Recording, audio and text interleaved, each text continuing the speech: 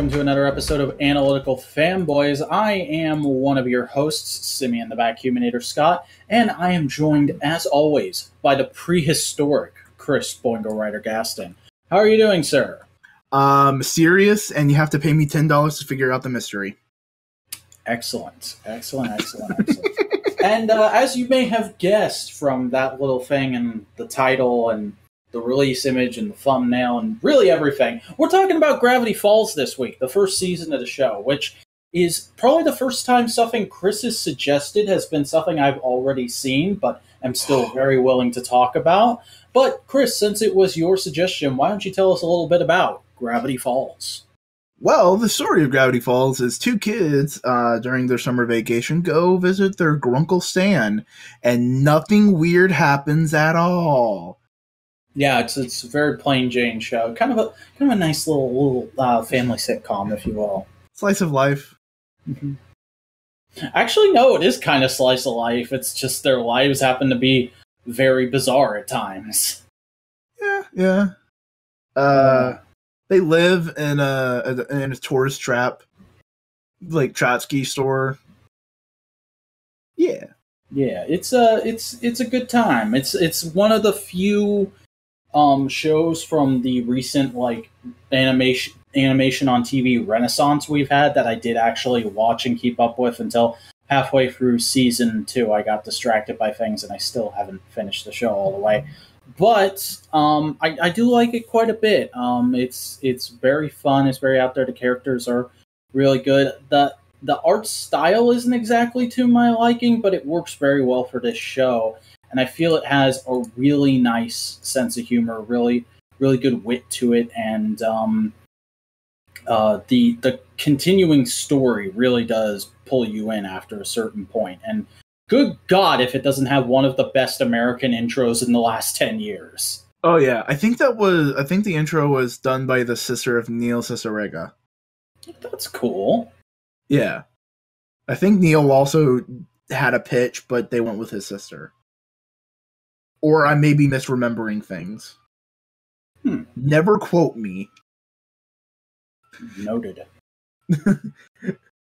I can easily be a victim of Pat from the formerly known as the Super Best Friends Stan Crazy Talk. Oh, geez. Yeah, no, I've told you about the Super Best Friends, right? Yeah. That is a topic for another time, though. Yeah, but the quick overview of the joke is one of the guys is named Pat, and he has this really interesting habit of being dead certain about things that are completely wrong. So much so that people have said, no, that's his superpower. Oh, okay. I thought you were about to explain the whole channel. I was like, we're 10 minutes in. No, that's the joke. That's the whole joke I was making. And the superpower is called Crazy Talk. All right. So so often a joke is, if you're a fan of this thing and you say something with very certainty and it's wrong, you have been infected by Crazy Talk. Well, speaking of Crazy Talk, let's start bouncing around talking about some of our favorite characters. I fucking love Grunkle Stan. He's a wonderful, wonderful shyster dickhead. He is the best. He is one of the... I'm going to say this. He is probably one of the top 2 uncles in Disney canon. I was going to say, he's kind of this... He could go on to be, depending on how this show lives on in actual children's memories, he could be this generation's Scrooge McDuck. Yeah, but see, the difference between him, like Scrooge, and this guy in Grunkle Stan... Grunkle Stan is a miser because he has to be, because he has nothing. He lives in a hodunk town running a shack. Yeah. Running a shack he doesn't even care about. His entire job is literally just gluing things to other things and going, look at this fucking cryptid I found, and then dumbasses pay him $10. Yep. It's such a thing that it's hard to point to any other versions of it in fiction, but it's such a very distinct thing that you go like, there has to be like a million of them, and there's not. Like, it's such a very specific character trope that you go like, no, that's been around for forever. Wait a second, has it? It has, but there's only like 5 of them. Yeah, like it's such a perfect distillation of that kind of character, voiced by the creator of the show. Oh yeah, like a lot of characters in the show are voiced by him. He's this incredibly versatile guy. Honestly, I think that's a marker of a show that has is well loved by its creator.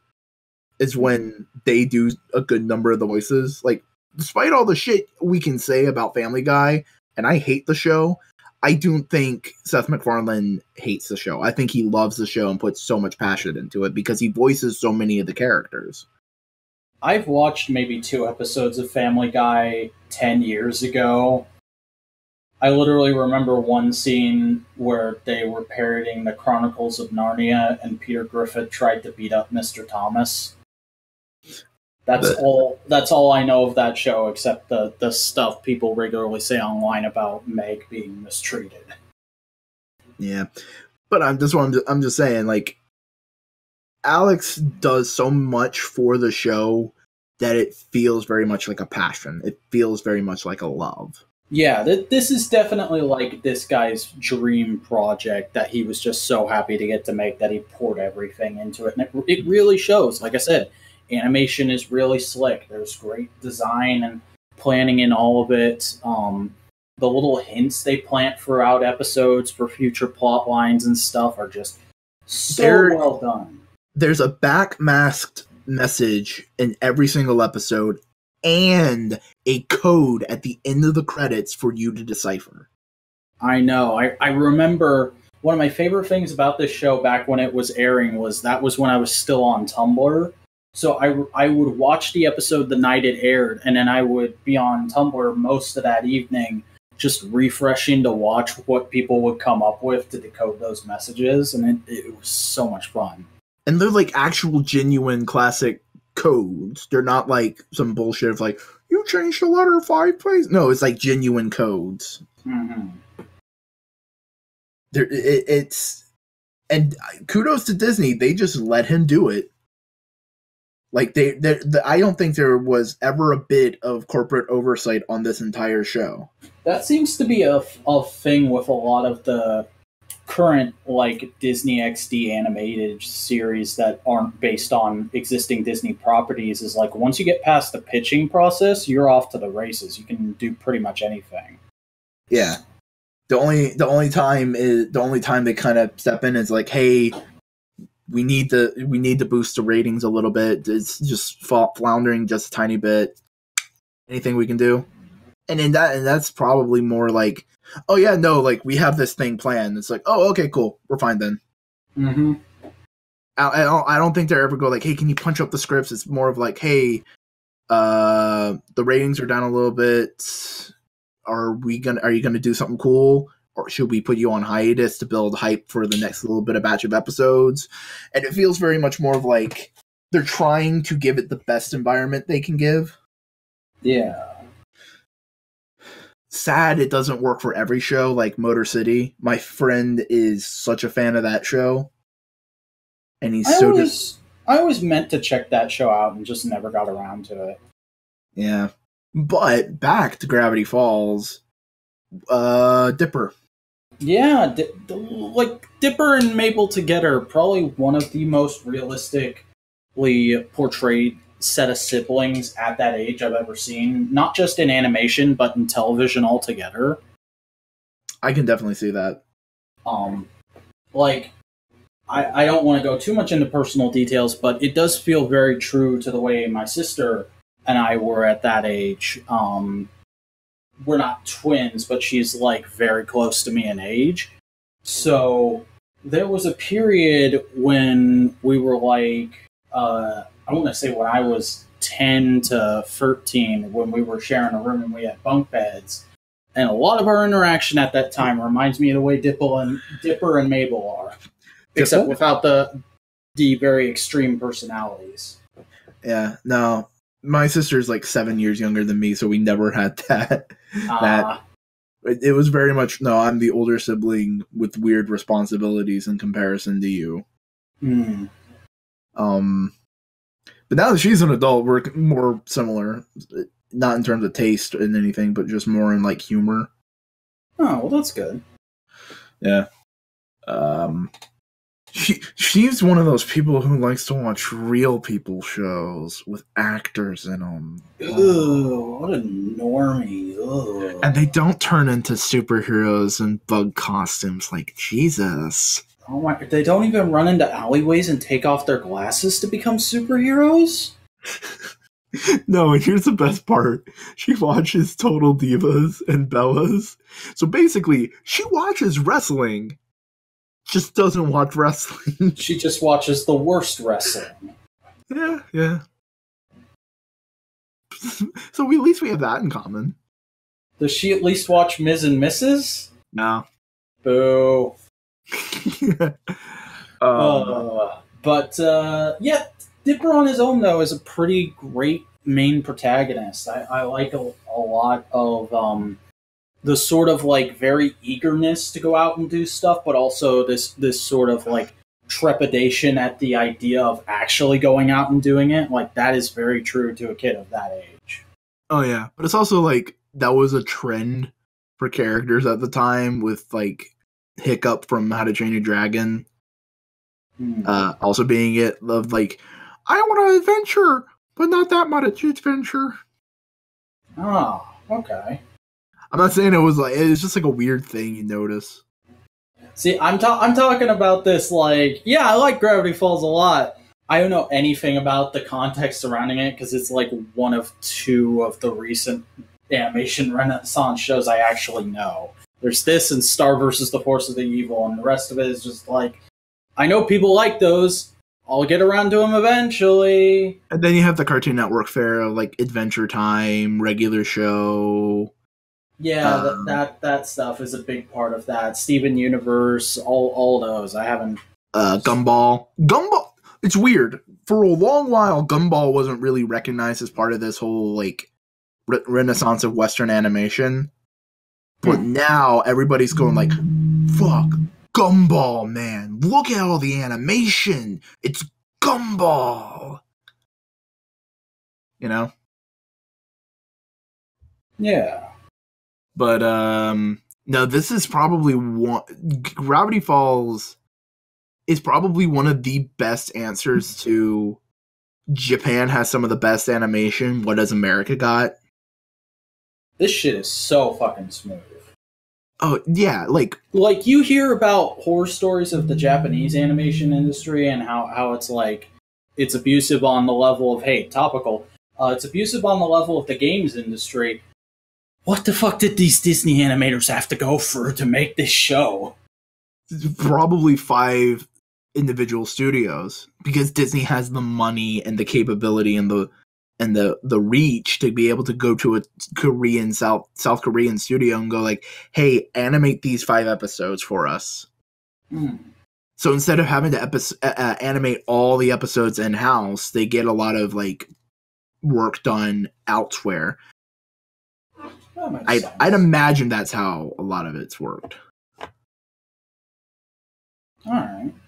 I know Avatar does Legend of Korra did that, so that makes sense, given how varied the animation in that show could be. Yeah. Strangely enough, the worst parts of that show, the worst animated parts, were Japanese.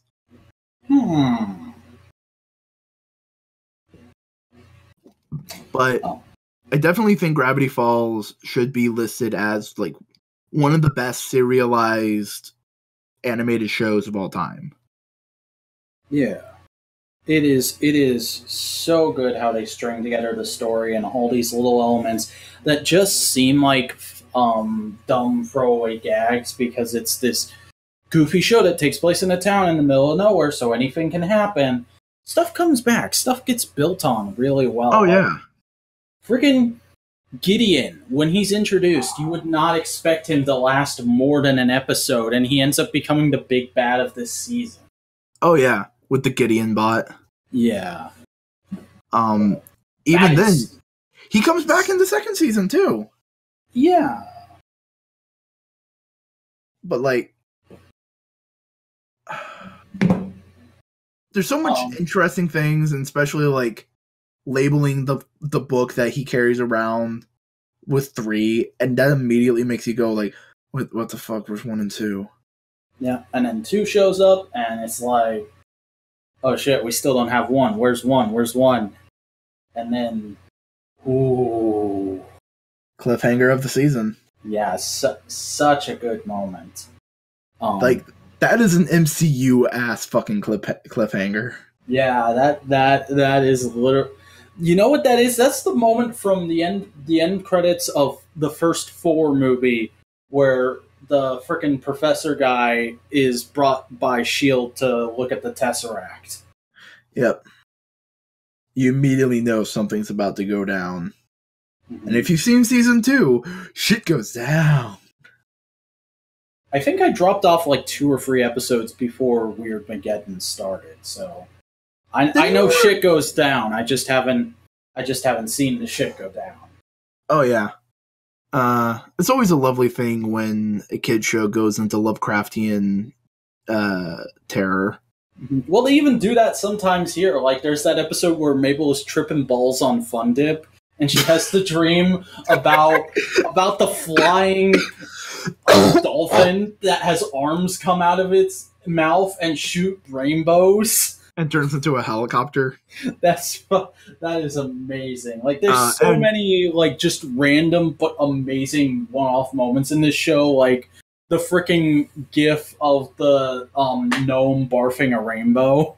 Oh, yeah. Also, like, just Dipper versus Manliness, when he just goes into the fucking woods and runs into a bunch of minotaurs, and they go, like, manliness. Yes, those were such good... I love that stuff. I smell emotional issues. So good. The time traveling subplot that's brought up in the first season. And then it's like, because you're like, this guy looks familiar. I've seen this character model somewhere. And then the entire end credits is just showing where he's been in every episode from the start of the season, and you're like, holy shit. And they realize that, oh, wait a second, this is a show that definitely needs a Halloween special, but wait a second, it all takes place during the summer. Fuck it, this town celebrates Halloween during the summer. Yeah. Like, that is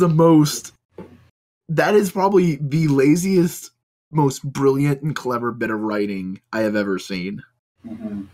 I think my favorite episode of the entire show is Fight Fighters.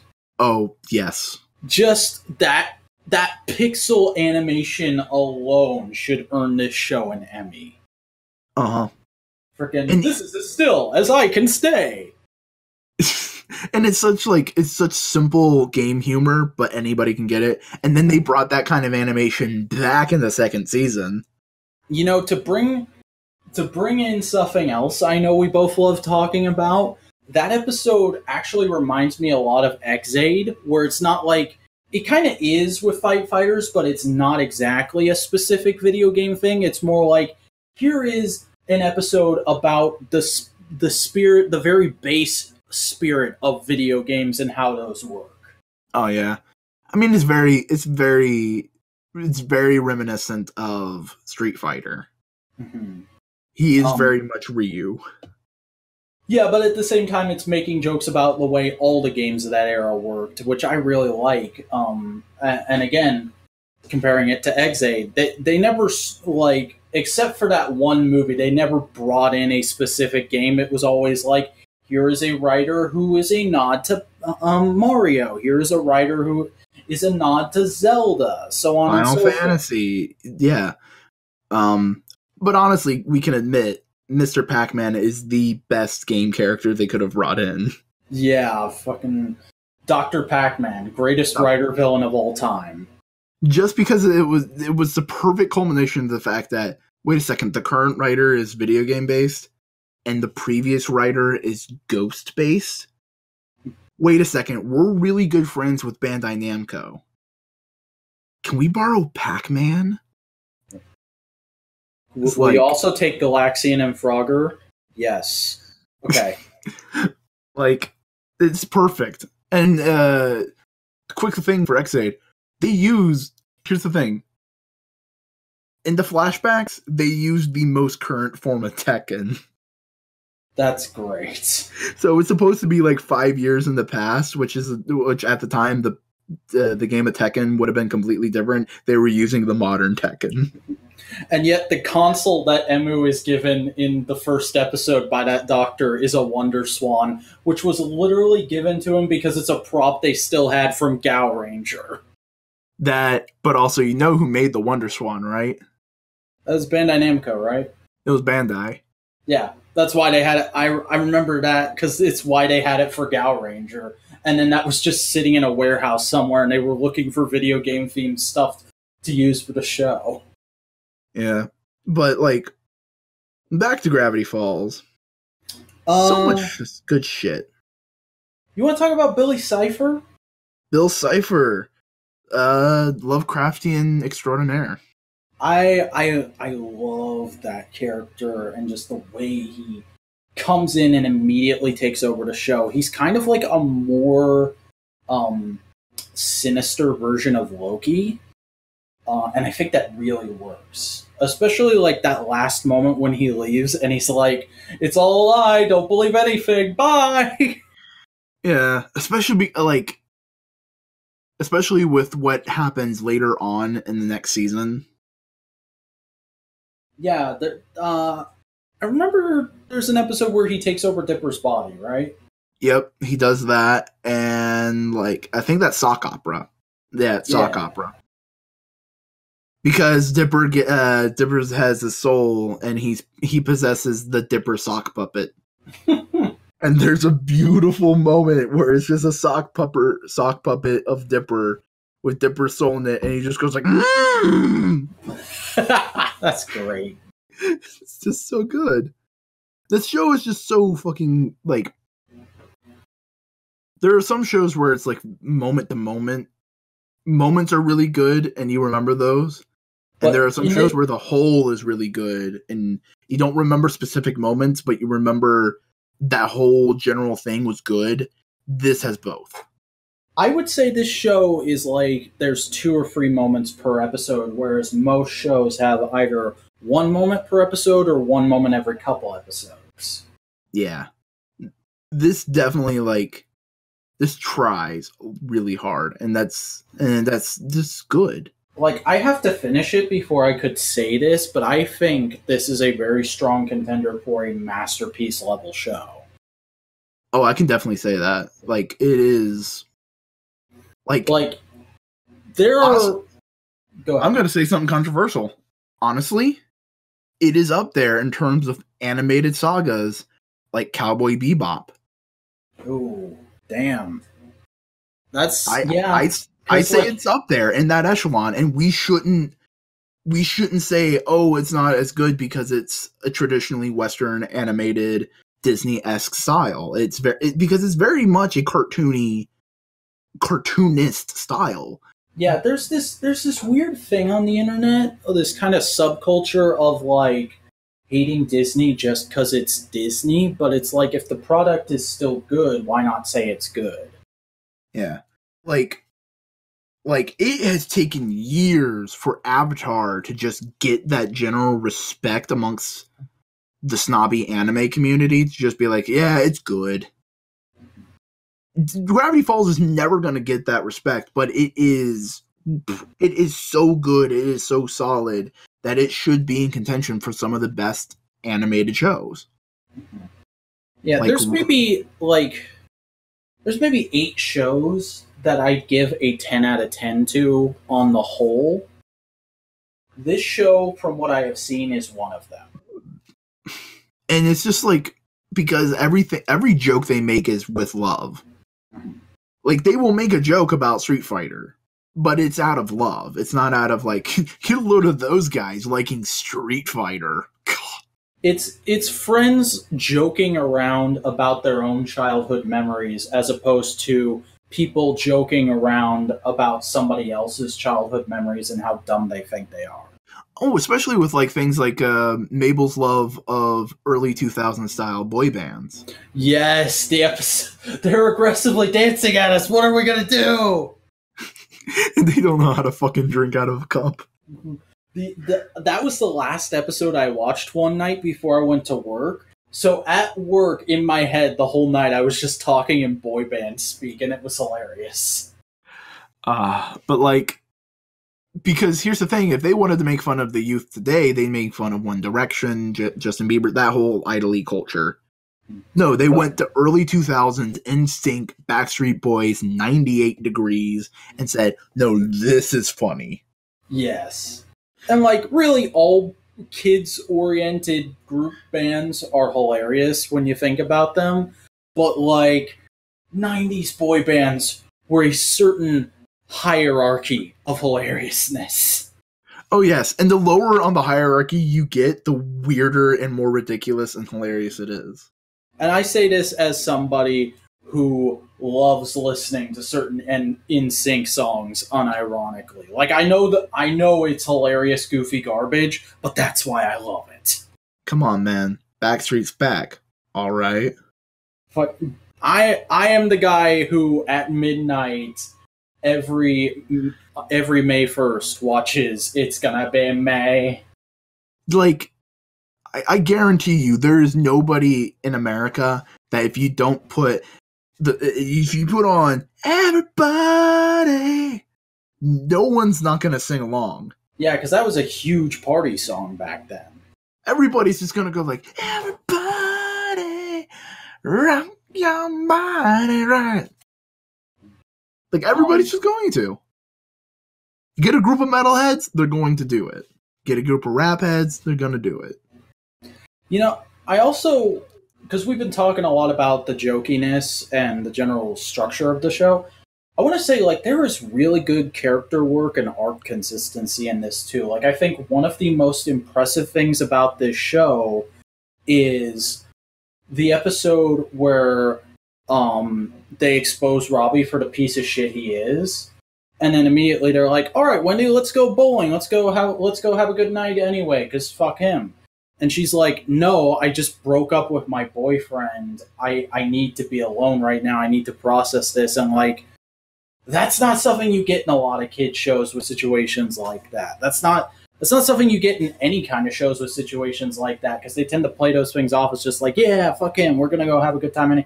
No, that shit still hurts. You still need a moment. And later on, she's still not around. Like, in the next episode, that's the penultimate episode of the season, she's still not around entirely because she's still dealing with that shit, and I love that. Oh yeah, and totally realistic reaction to a kid crush. Mm-hmm.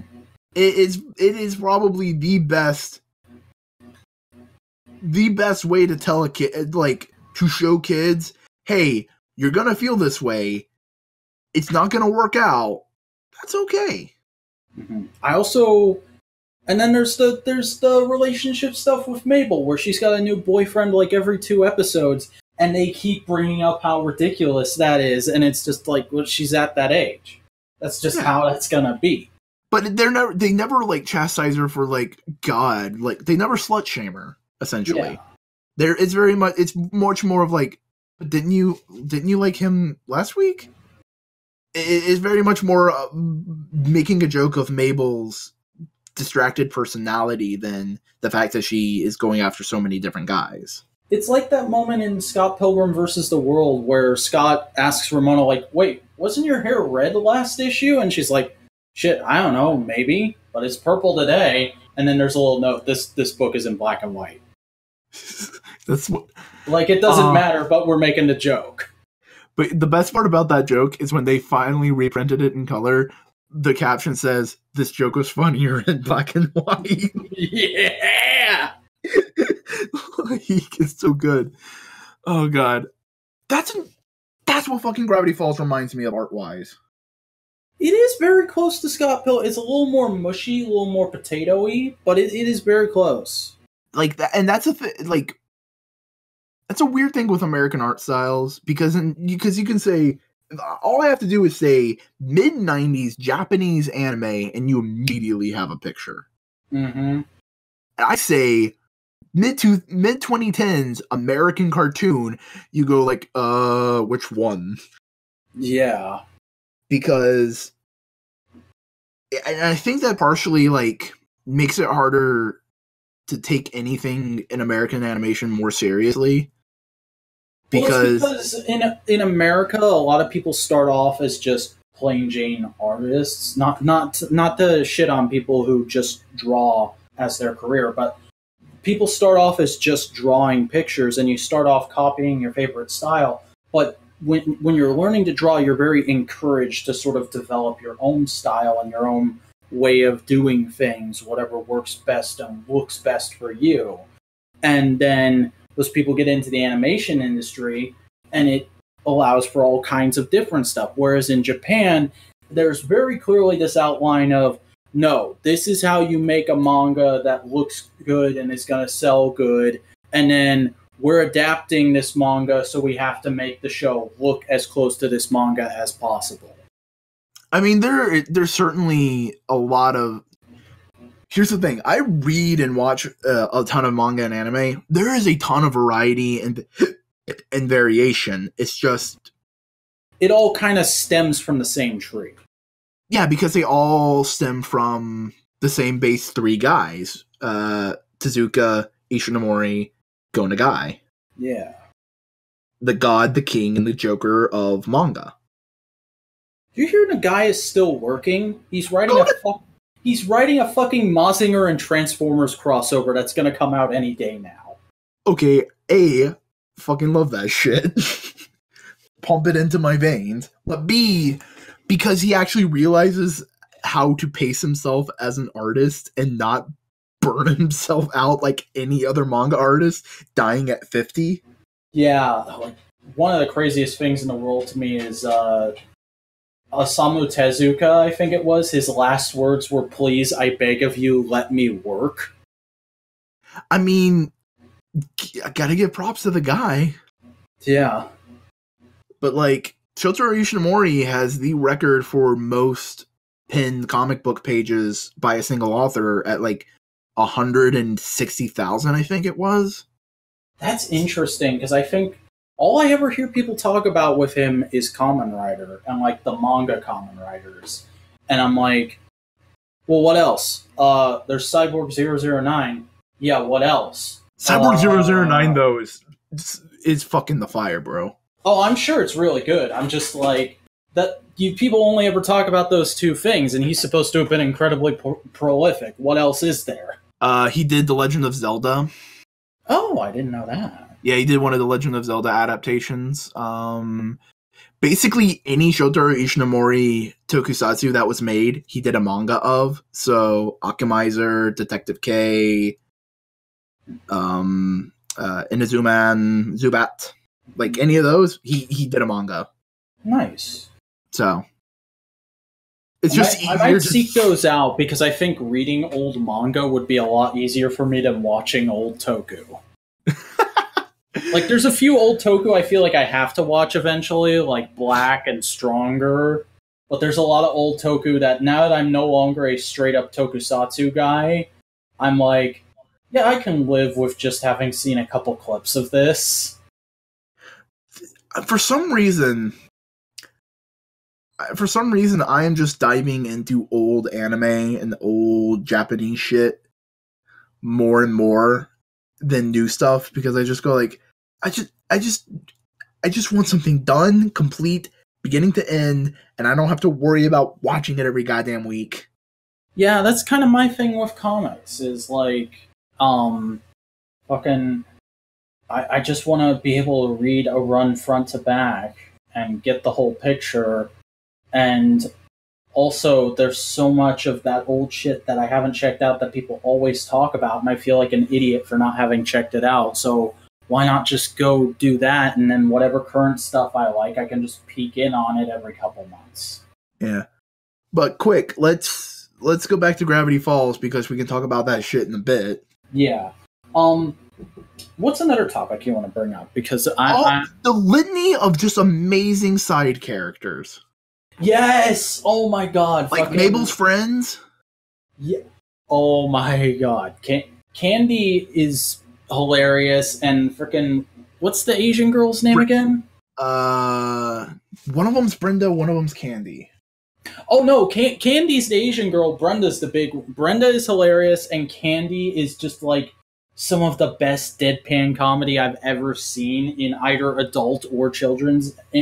And I love her character model. I feel like it's one of the best ones in the show. And I'm pretty sure she also voices BMO. Well, that's cool. Best known as the voice of BMO and Lady Rainicorn in Adventure Time. Yeah. Neat. She's Korean. The cops. The cops are the best running gag in the show. Because heterosexual life partners. Dude, I thought they were straight up gay. I think that's part of the joke. I think it's meant to be like they're gay, but they're also like they're skirting around the censors that, oh yeah, they're gay. They're probably like, I imagine like canonically we have this in the show Bible so the censors can't come after us. They're two guys who are really close friends and fuck around all day at their jobs, but then they go home to their wives. Yeah. But they're hilarious. It really strikes me as a Velveteen Dream type thing of like, yeah, we're joking about the fact that they're gay, but we're not joking about the fact that they're gay. Yeah. Oh man. Also, one of the best characters, Zeus. I wouldn't even call Zeus a side character. He is a freaking principal cast member, and he is fantastic. His function within the principal cast is to be the side character. That's true. Like his designation in the main cast is to show up and be like, "Hey guys, I'm Zeus. Hey guys, hey Grunkle Stan. I didn't have a father figure growing up. Will you be that?" He reminds me a whole lot of like babysitters I had when I was a kid. Like whenever I had a dude babysitter, it was always a guy like Zeus, and those are kind of the best guys to watch little kids. Oh yeah, because they're chill, they're relaxed, and like they know how to interact with a kid and not like treat them like shit. Mm-hmm. Well, and they're also super helpful in potentially dangerous ways, like the moment in the first episode where Dipper's running off to take out the mecha elf or mecha gnome. That's the correct term. And he's like, "Here, you may need these," and he just hands him like a torch and pitchfork. And dude, something we mentioned before we started recording for the podcast. Boop. Boom. Yeah, freaking the episode with all the wax figures. And Wax Larry King. I love that they put in Coolio just so they could do the "What's up, Holmes" joke. Fucking great. I bet he appreciated the check. Yeah. And freaking just Sherlock Holmes, played by John Oliver. Perfect casting. Just going on and on about, like, I'm the greatest detective in the world. You kids can't do shit to me. Wrestlers deserve health care. I'm Sherlock Bleeding Holmes. Do you know how big my magnifying glass is? It's fucking enormous. He doesn't say fucking because it's a kid's show, but you know he wanted. I wonder how much, like, I bet dollars to donuts any animated show has just like 1,000 tapes of the voice actors going fucking shit. I can't say that. I know that's a thing, because have you seen recently somebody just found a whole bunch of tapes from recording sessions for Sunbow shows, and so they've been slowly putting out like deleted or alternate scenes from Transformers G1 on YouTube. No. Yeah, that shit is so cool to listen to. Oh man, I want to hear Optimus Prime say "fuck." I have not listened to all of them, but that may be in there somewhere. No, I want to hear Bumblebee say fuck. Yes! Optimus Prime, fuck! I mean, he's already in the infamous shit scene. From the people who brought you, oh shit, what are we gonna do now, comes Optimus Prime, oh fuck, he's dead! Fuck, what'd you do, Hot Rod? Oh, cartoons. Fucking shit, man. This is war, man. Bumblebee just starts having a private pile freak out. Game over, man. Game over. Bumblebee, calm down. I'm not gonna calm down. This is just my voice for every Transformer. Bumblebee, Hot Rod, RC. If we ever get an audience big enough, I hope somebody makes an animation of that scene. I've got you. You've got me. Who's got you? Alright. I was getting ready to break out my terrible Starscream impression, but then I decided to save myself the embarrassment. Yeah, that's just bad comedy. Alright, well, I think we've kind of run the gambit now, at least for the first season. So is there anything else you want to say about Gravity Falls? It is like a stone rolling down a hill. It starts off kind of slow, and you can see all the things it's picking up. It is picking up, and it's picking up speed really, really quick. But by the second season, it just goes shoom. Yeah, it comes off as like the first 3 or 4 episodes are kind of just like, it's very quaint, very fun, really, really gag-oriented show, and then it slowly balloons into, there's some real shit going on here. Oh my god, this is fucking hilarious. Oh my god, these characters are amazing. Oh my god, there's hidden messages! Oh my god, it's just spoops!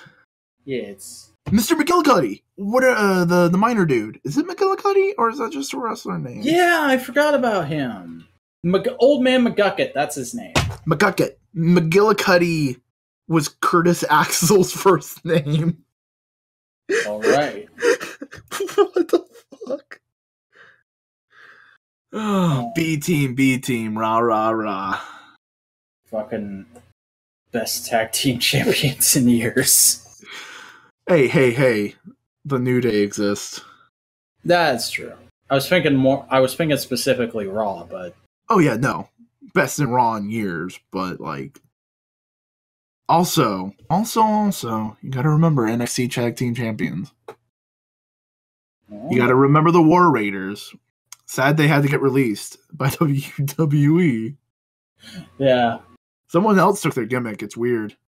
It's a weird time. It's a weird time. But Chris, why don't we get into some more potentially weird times and we talk about a little bit of what we've been up to this last week or this last 2 weeks, because you got sick and then we had to skip our recording week, but it's fine because we record these a good bit in advance. I still have a little bit of a cough. Not a ton, just a tiny bit. Oh, fantastic. Why don't you tell us what you've been listening to this week? Listening to? Still a shit ton of Vaporwave. One specific song I've been fucking listening to. Hold on. Let me get the exact fucking name of it. It's by this one Italian-Australian dude. Okay. Named Danny something.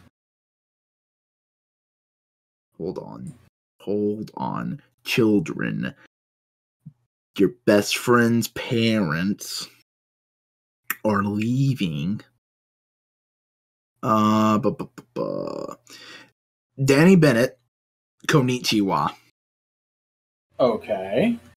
The best way to describe it is it's like a music video straight from the 80s where this Danny DeVito looking motherfucker keeps appearing into the scene, just like cloning himself. And by the end of it, there's like 20 of them. Excellent. And it's like sexy 80s music. If I just sent the link to Vac so he can listen to a clip of it if he wants to real quick. I'll listen to a couple seconds of this. It's fucking great. Oh, fuck yeah. I love this groove. Yeah, it is like he is taking the 80s aesthetic so seriously. He is not doing it for a joke. He is doing it because he loves the sound. Oh my god, this is fantastic. I want to find an instrumental version of this because this would be a great backing track for videos.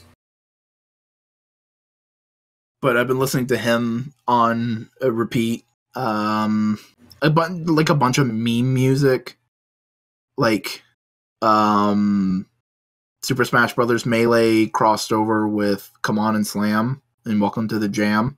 Excellent. Been picking up some ska.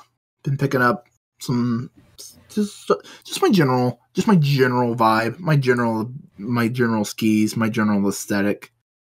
A couple covers, like fucking power metal cover of Deja Vu and Gas, the Eurobeat classics.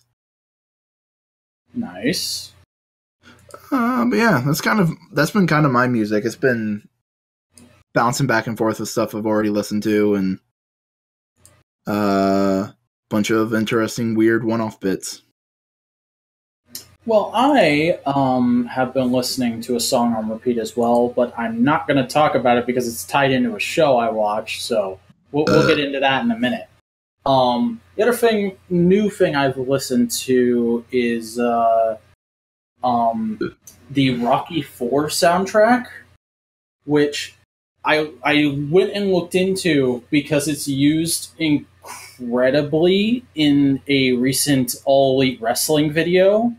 That's basically just nothing but SoCal Uncensored training for their big match at Double or Nothing.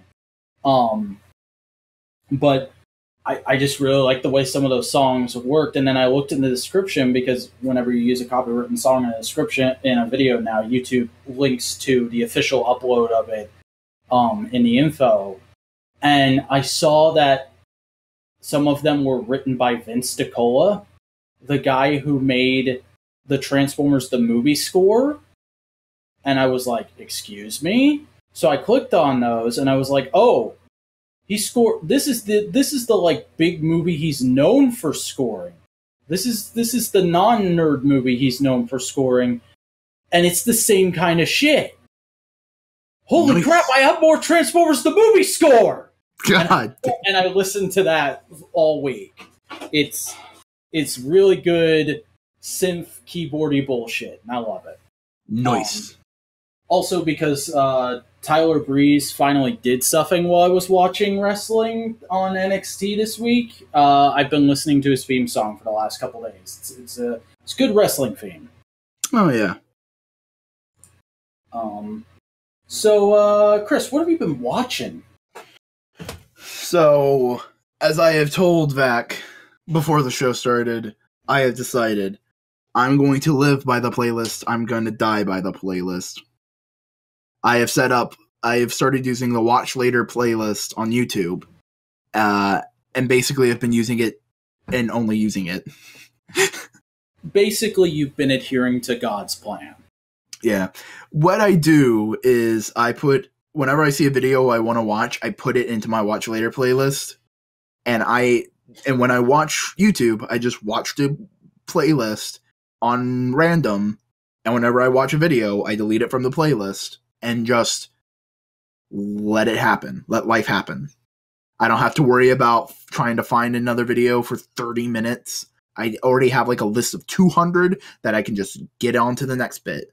So I also set it up so I have clips of anime in there every once in a while, and when I get to a certain anime clip, I just go watch an episode of anime, and it just keeps things fresh. It keeps me on my toes, and it just feels hella refreshing to watch it like this instead of having to go like, all right, what am I going to watch now? Okay, this looks good. It's not. Because if I just watch a video that's halfway decent on random, I'm just going to go like, okay, I can watch this because I know another video is coming up in 10 minutes and I don't have to worry about trying to find something else.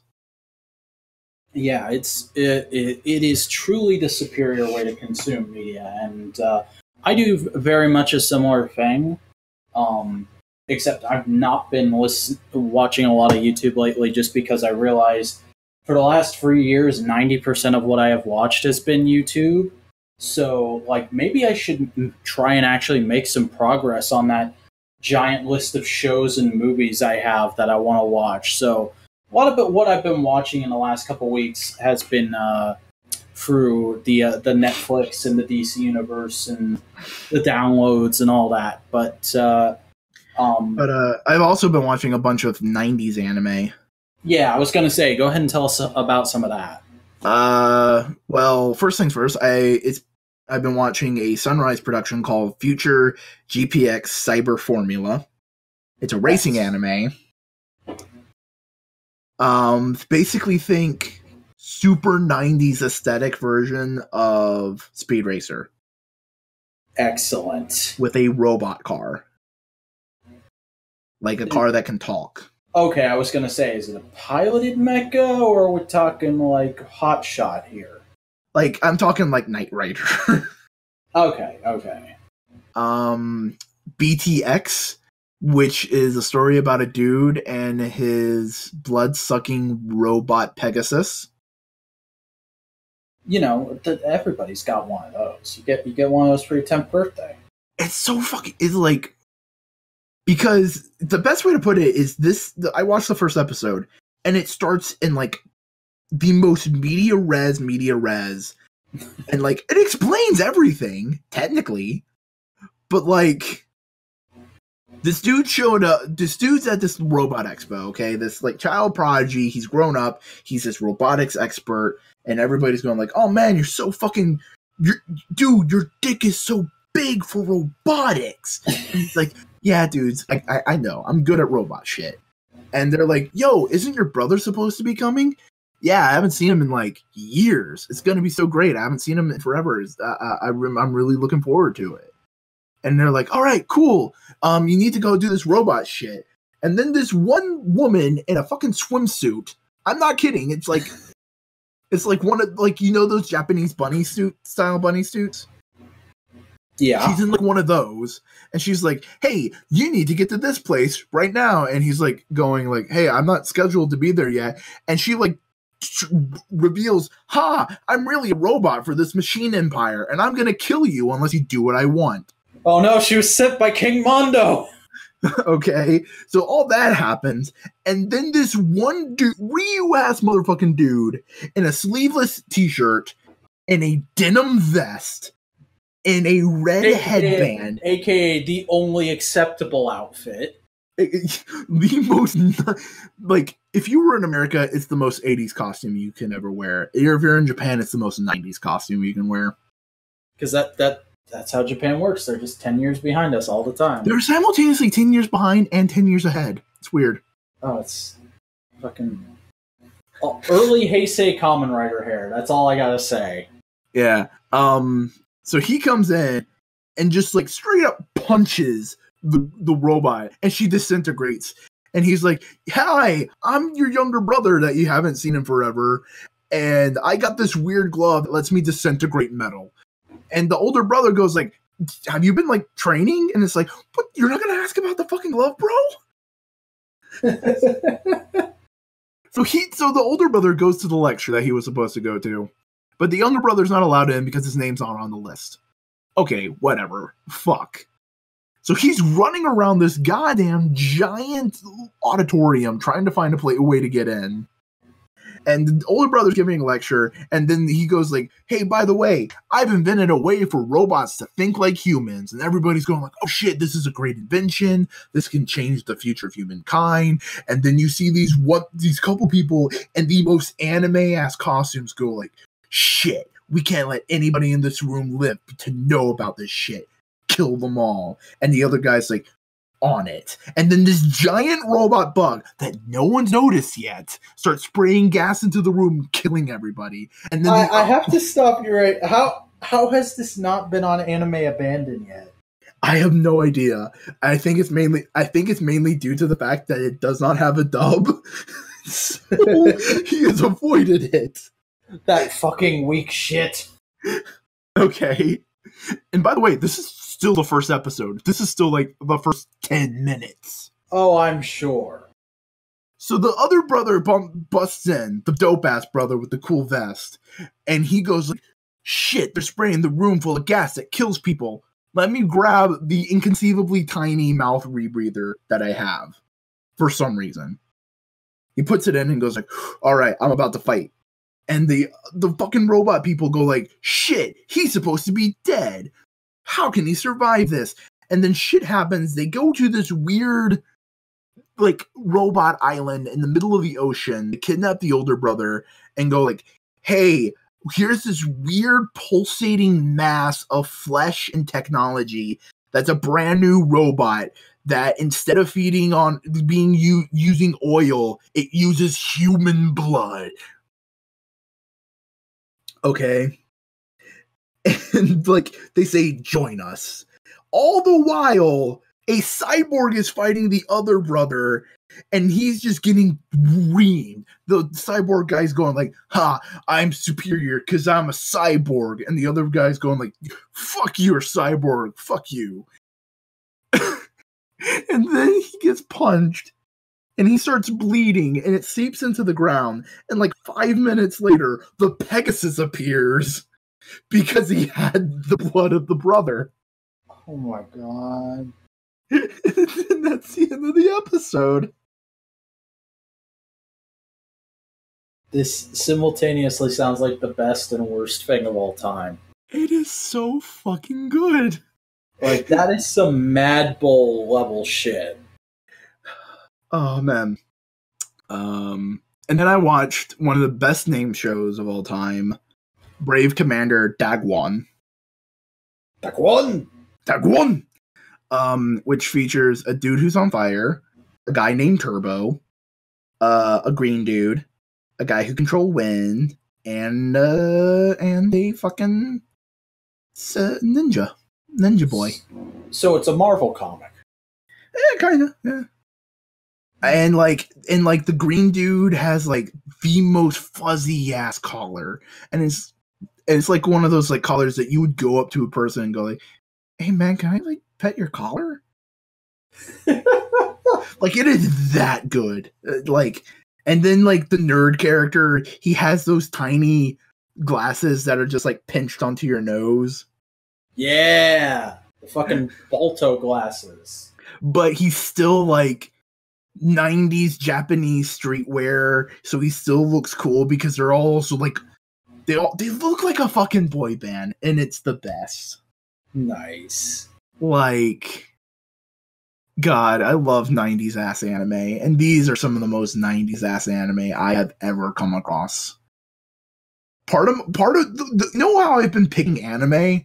I've been going backwards in time on Mal and just going like, that looks stupid and ridiculous. Watch.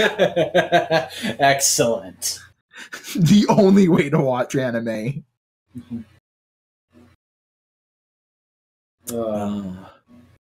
There was one thing I wanted to watch. Oh, I also watched Ember Moon eat some shitty cereal. Yeah, that was a heck of a video. I described it perfectly. Watch Ember Moon be uncomfortable while a Canadian man screams about cereal. There's a fetish site for that somewhere. Gotta love Matt McMuscles. Yeah. Yeah, but that's else? I think I've exhausted what I've watched. Alright, well, I'm gonna start off with a fucking banger, everybody. I finally pulled the Band-Aid off and watched the 1984 Supergirl movie. How fast did you fall asleep? I didn't, because I was doing stuff in my room while I was watching it. Like, that was a decision I made, is like, I've got some stuff to do tonight. It's been on my fucking to-do list forever. People tell me this movie is boring as shit, and it'll either piss me off or put me to sleep. I might as well have it on as background noise for my first time watching it. And, even his background noise is pretty unwatchable. It is, like, the people who are going to see this movie have probably already seen it. Like, the only reason I, the fucking Supergirl mega fan guy, hadn't seen it yet is because it's notoriously bad. And it's pretty deserved of that reputation. Like, the actors are either terrible or just okay. A lot of people feel like they're playing different characters scene to scene. I don't know why the fuck Jimmy Olsen is in this movie, except for we had to get the Superman connection in there, even though we explained Superman away as not being on the fucking planet at the start of it, but we're going to bring him up every other fucking scene when we're on Krypton. Oh wait, it's not Krypton, it's Argo, even though it looks nothing like Argo. I'm having an aneurysm. Hey, it could be worse. How? They could have shouted every line like, "Ah, super guy." Oh yeah, they could have done that. Always look on the bright side of life. Like, At least it wasn't screaming Chinese at you. Yeah, I wish I knew more about Silver Age Supergirl, pre-Crisis, so that I could talk about this film better, because it's very clearly adapting those original Action Comics stories. But that's just not an era I've delved into super hard, so for a lot of it I was just like, why is this character like this? Why are they doing this with this Oh yeah, that's right, this is before the Crisis on Infinite Earths happened, and a lot of these characters got completely changed. Like, frickin' Lucy Lane is in this, and she is very different from the character I know. She's kind of like a spunky tomboy Cyndi Lauper type character, and the frickin' Lucy Lane I know is post-Crisis Superman New Krypton Lucy Lane, who is like radically devoted to the government and her father's viewpoint, and said, yeah, I'll let the military experiment on me and give me superpowers so I can beat the shit out of superheroes if they turn evil. I'll become Superwoman and then die in the most horrific way possible. I think I have the issue where Supergirl dies. That's cool. I think I have it in floppy. I might have to wrestle you for that at some point. It's nowhere near mint. It's nowhere near good enough quality to be worth anything. Still, that's really cool to hear. But yeah, I'm not going to talk about that movie anymore because I'm just going to work myself into. You have given that movie more time than it's probably had in the last 5 years. Oh yeah, definitely. I've given it more time than it has had since Captain Logan made his superhero rewind on it, which was way longer than it needed to be, but that's the story with every superhero rewind video. So episodes 13 and 14 of Doom Patrol came out. That show is still really fucking good. Loving the way they brought in Flex frickin' Metallo. Flex Metallo, bro. The Man of Muscle Mystery. Good build to the final episode that's coming out the night after we record this. Really love all the characterization we've been getting from Mr. Nobody, and just how the flagrant disregard for how superhero shows are normally done through him is amazing. Like, I get the feeling like they were like, they saw the Deadpool movies and they went, nobody's done this on TV yet. Let's adapt Doom Patrol and do it with Mr. Nobody because fuck it. Yeah. I watched the first episode and I just need to catch up. Oh, you really do. It's a great time, and it feels like a love letter to any and all Grant Morrison fans, which makes me feel very bad that I've not read more old comics, specifically Grant Morrison stuff with this show. But I'm working on it. I'm going to more used bookstores and picking up trades, and we've read Ant-Man. Animal Man. Yeah, I've read Animal Man. I mean, technically, he's also an Ant-Man. That's true. And the Lion Man. He is He is the everyman. He is Peyote Man. Yay! Hey, I watched Hotel Transylvania Free Summer Vacation because that was on Netflix, and I went, I've seen the first two. I should probably go ahead and finish that while I can. Have you seen the trailer for Primal? I have not. Oh, it's Gendy Tartakovsky. That's good. That's good. That's the reason I watched the first movie, because I originally saw the trailer for it, and I was like, oh, it's just a fucking Adam Sandler vehicle, whatever. And then after it came out, somebody told me, no, that was directed by Gendy Tartakovsky. And I was like, excuse me? I must watch this. And I watched it, and I really liked the first one. The first one is an incredibly solid film. Second one, I think it would be an understatement to call it really disappointing for me. I like the character design and some of the animation bits, but I don't care about anything else in that movie. Yeah. I just sent you the trailer for his new Adult Swim show. Cool. I will watch that when we're off recording. The third movie is about the same. I would say they tidied up the plot of this one a little more. It felt a little more coherent, but it also felt incredibly straight to DVD. Like, the pacing and transition between scenes in this is just horrendous. It feels like one long-running YouTube animation. I was also kind of disappointed at the lack of new characters. Like, there is frickin' Van Helsing and his great-granddaughter, and that's it. That's all the new characters you get. They don't really do too much else.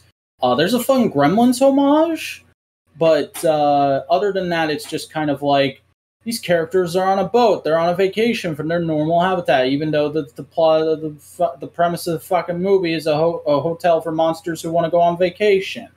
So let's have them do vacation gags. And they do some decent stuff with that, but nothing too impressive. And the main thrust of the story, the Dracula zinging for a second time for a human who's supposed to kill him, is okay.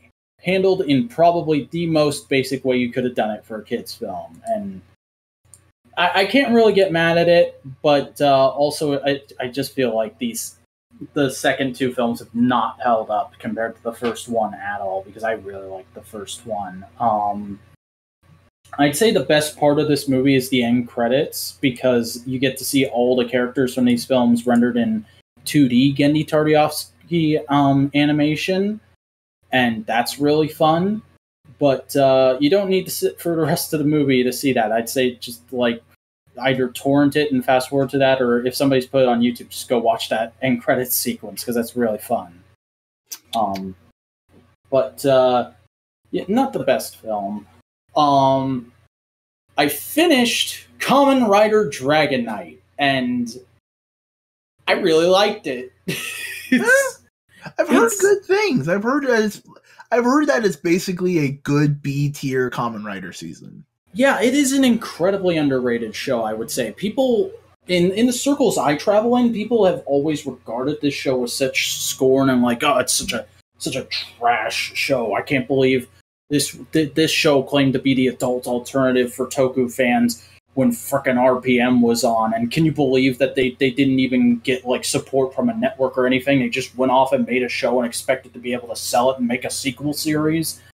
And having seen the whole thing now, I'm like, well, this is as good as like early Disney era Power Rangers. I don't see why it's. And here's the thing: so much early Disney Power Rangers are some of fan favorites.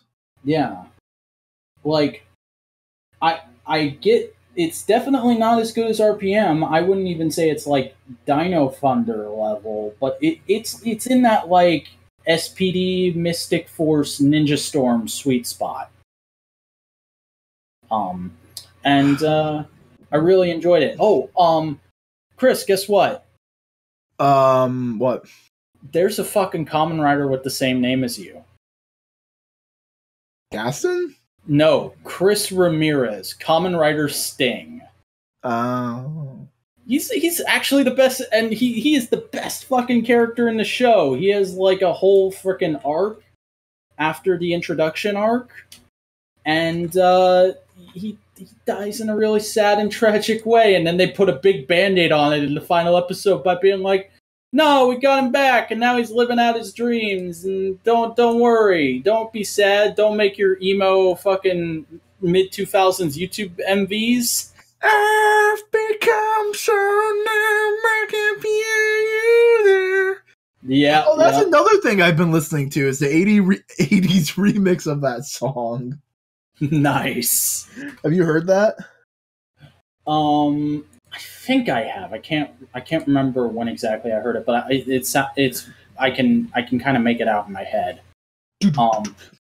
But no, Chris is a good boy. He deserved a whole lot better, and I'm seriously considering buying the Figma of him because it's only $30 on Amazon, at least at the time of this recording. Do not yell at me in the comments if it's not when you're listening to this. How dare you? It's only $25 now. I'm posh. The latter part of the show, there's some real goofy kind of, we're trying to wrap this up in the best way we possibly can stuff. Like, there's a Deus Ex Machina that lets them get all the good guy versions of the writers that had been evil from the Advent Void. And that comes in the form of Kamen Rider Alternative Zero, who in this is called the Advent Master and is played by some martial arts guy who's apparently a big deal, but I'd never heard of before, and is from the same planet as the big bad. And there's a moment where he reveals that, and he shows his true face, and it's a big CGI lizard face. And I'm like, why the fuck did you not just repaint Zabiax's monster form suit? Like, what? You never show Zabiax looking like that. Why? What? Because they have to do their own thing. Yeah. I enjoyed a lot of the villain stuff. There's a real fun thing in the last couple episodes where they bring in the Ventaran version of Dragon Knight, because our Dragon Knight got vented, and and he's like the one who betrayed the writers originally and led to all this shit happening. And when we get our Dragon Knight back, and they're both in the show for the few final episodes, man, they shoot around the fact that that's the same actor in such a YouTube way. It's like watching early Linkara, and I loved it. So here's the question: should I watch Ryuki or Dragon Knight first?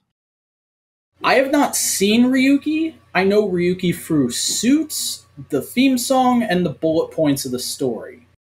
Ryuki sounds hella interesting to me. I do want to check it out at some point still. But I really enjoyed Dragon Knight. I would recommend watching it if you have the opportunity to. All right. Yeah, I mean, like, at the very least, people, if you're listening to this, go look up the theme song for Dragon Knight on YouTube, because it's basically, what if the original Power Rangers theme song was made in the mid-2000s for edgy 14-year-old boys? And it's amazing, and I love it, and I was listening to it on repeat for several days after I finished the show. You fucking goober. Yeah. Like, literally, it's just some guy, like, up close to his mic going, "Kamen Rider, Dragon Knight, together we can fight the fight, so let's ride!" Over and over again for a minute, and it's so good. But I watched some more movies. I watched Synecdoche, New York, because I'd never seen it before, and the YouTube film snob scene really loves that movie. I can see why they really love that movie. I thought it was pretty fucking up its own ass, and I did not care for it. I think it's well made. I think it's got some good acting in it. The script is really dense, but it's not my kind of movie in the slightest, and there were moments where I was straight up rolling my eyes at this thing. Not enough Bugman. Yep. But you know where there was some Bugmen? Green Lantern First Flight, because I noticed most of the DC direct-to-DVD movies are on DC Universe, so I've been watching for some of those. Starting with Green Lantern First Flight, which is pretty okay, pretty decent Green Lantern origin story retelling. It does get a little bit hampered in the third act because the whole plot is Sinestro's a secret dickhead, and he makes the yellow ring. And you're like, oh, cool, it's going to end with a big fight between the Sinestro Corps and the Green Lantern Corps. And no, it's Sinestro and a big power battery that shoots lasers that beat all the other Green Lanterns except for Hal, because Hal's best boy. Green Lantern stories always have the biggest asterisk of, by the way, humans are the best, never doubt a human. Yep. The only other characters I think that get away with not being human are like Kilowog. I like just about every human Green Lantern, but at the same time, I'm one of those casual Green Lantern fans who is constantly screaming, why are there like 17 human Green Lanterns? That planet has the fucking Justice League.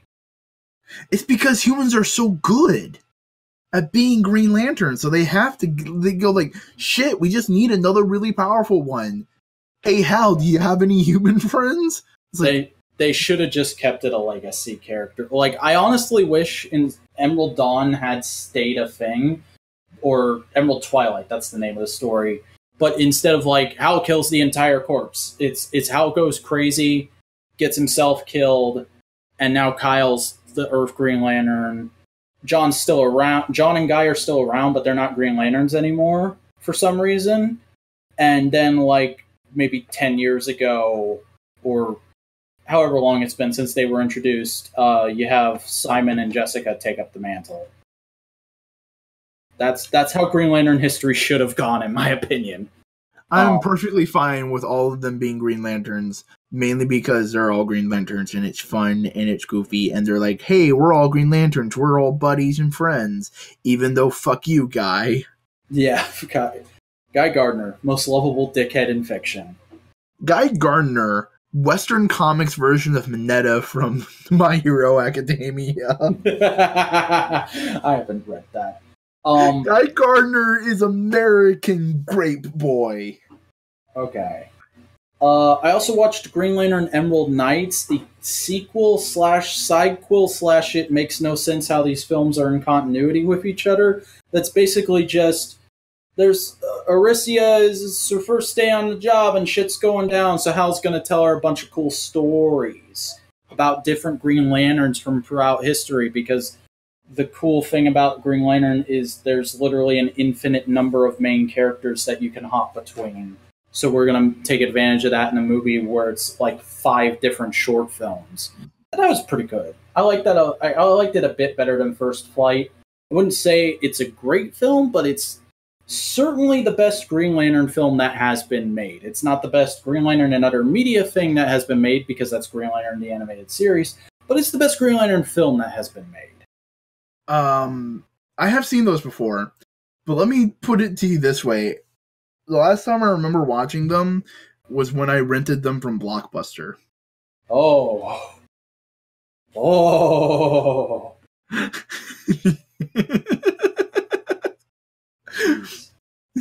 Yeah, so that puts it into context. And then finally I watched All-Star Superman, because I had not read the comics, but I'd been really interested in the film for forever, because actually, no, I think I still have it.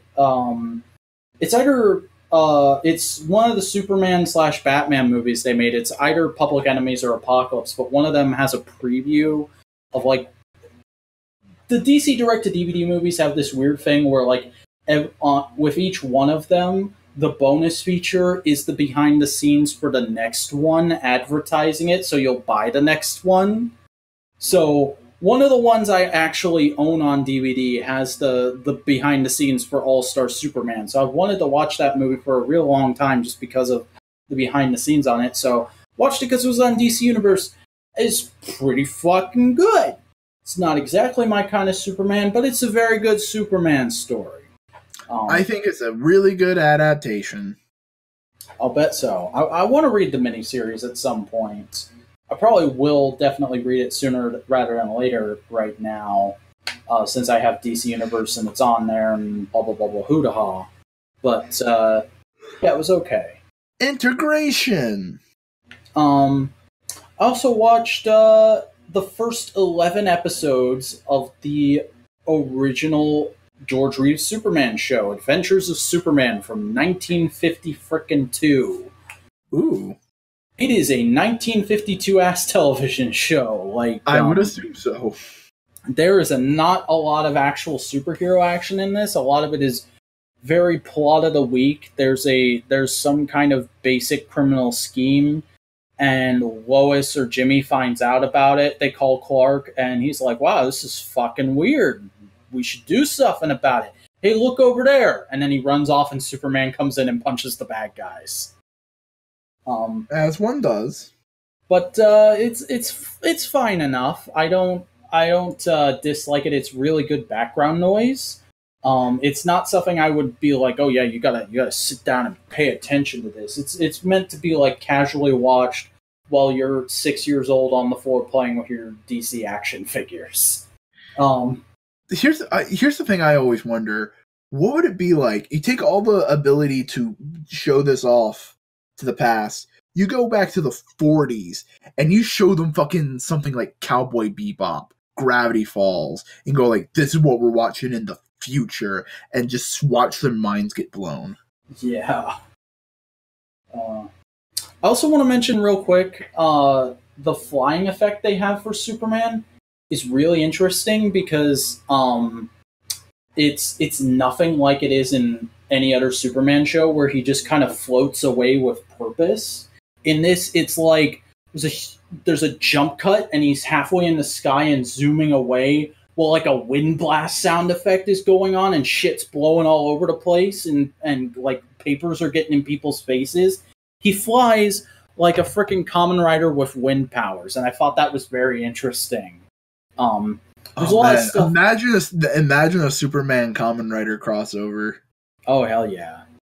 But I would want somebody like the way you do that is you do the Batman 66 comics thing where you draw it to look like that show, and you have Kamen Rider 1 meet George Reeves Superman. You know who I'd rather it be? Who? Christopher Reeves. Well, yeah, because that dude just is Superman. But I'm thinking like more like at the time what would have happened. But Christopher Reeves would be real fucking good. I mean, Kamen Rider Ichigo was 1969. No, he was 71.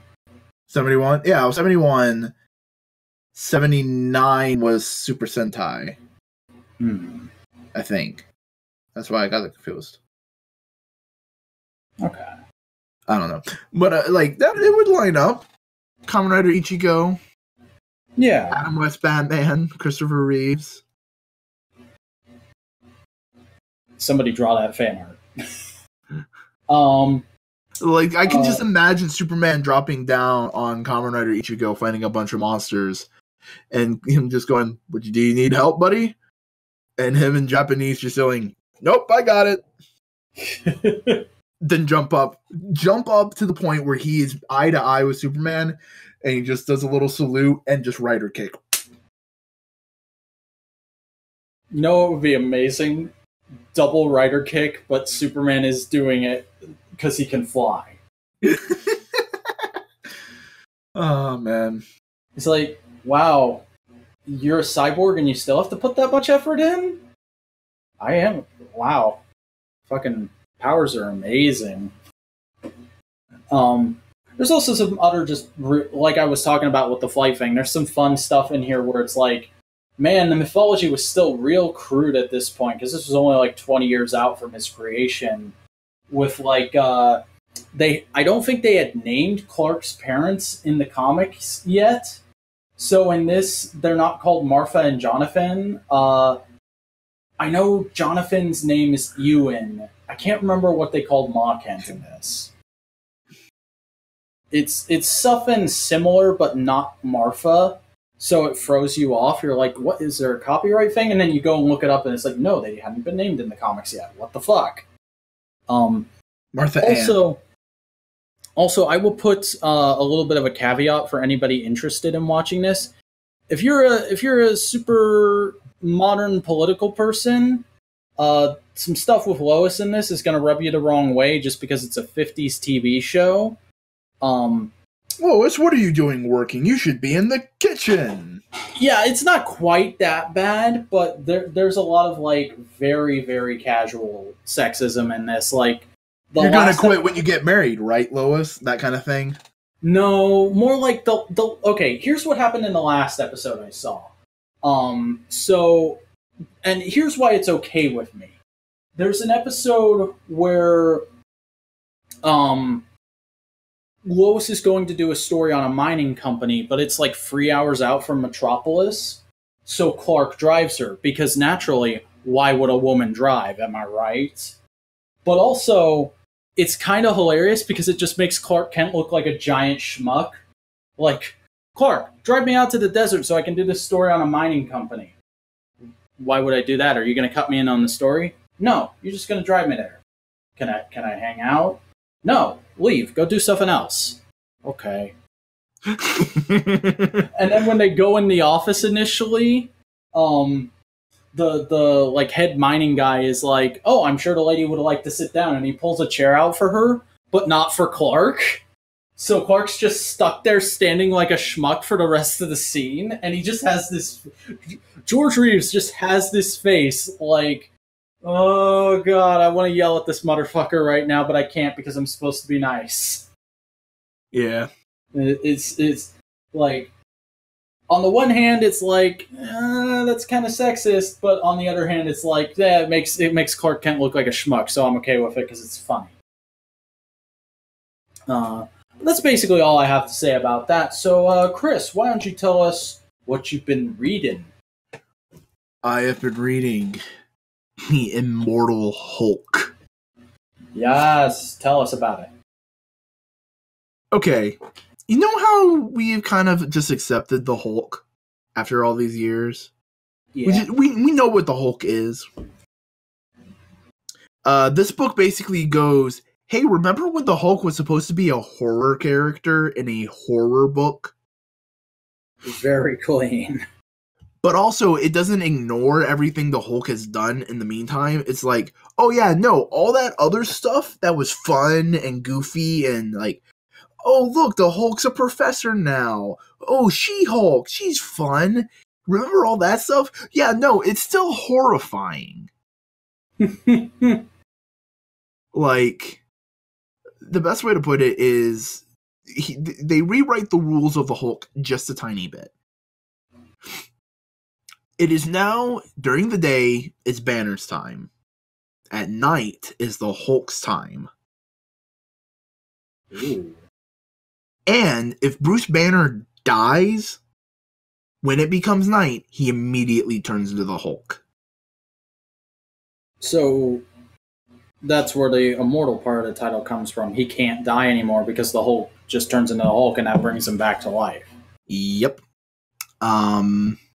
So it's really fucked, and it's fucking with Bruce Banner to the point where he's back alive, and he hasn't contacted Betty. He hasn't contacted anybody because he's going like, I keep dying and keep coming back, and it's really fucking with my mind, man. Sounds very Swamp Thing-esque. Oh, it gets there. But like, there's moments where fucking the people who are hunting after the Hulk, the government organization that does that, capture the Hulk, and you want to know how they keep him contained? How? They realize the Hulk is immortal, so he can't die. So they chop him up into tiny bits and put him into fucking glass tubes all around the room, so he can't do anything, but he's alive and feeling everything. Yeah, you sent me that image. That looked pretty fucked. Oh, man. And the best part is, when he escapes, the scientist that's been doing all the experiments basically starts pleading for his life, going like, no, I was just following orders. And the Hulk goes like, I don't give a shit, and absorbs him as he's recombining all of his body parts. Because the Hulk we're following isn't the Hulk we normally follow. Because you know the whole mythology of the Hulk, right? The multiple personalities of, like, Joe Cool. Not Joe I know Cool. things about the Hulk. I don't know the Hulk exactly. Okay, the thing with the Hulk is there are multiple personalities that are different versions of the Hulk.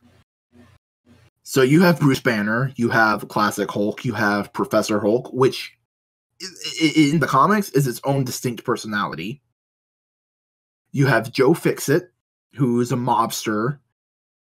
You have Grey Hulk, you have Smart Hulk, you have all these different kinds of Hulks.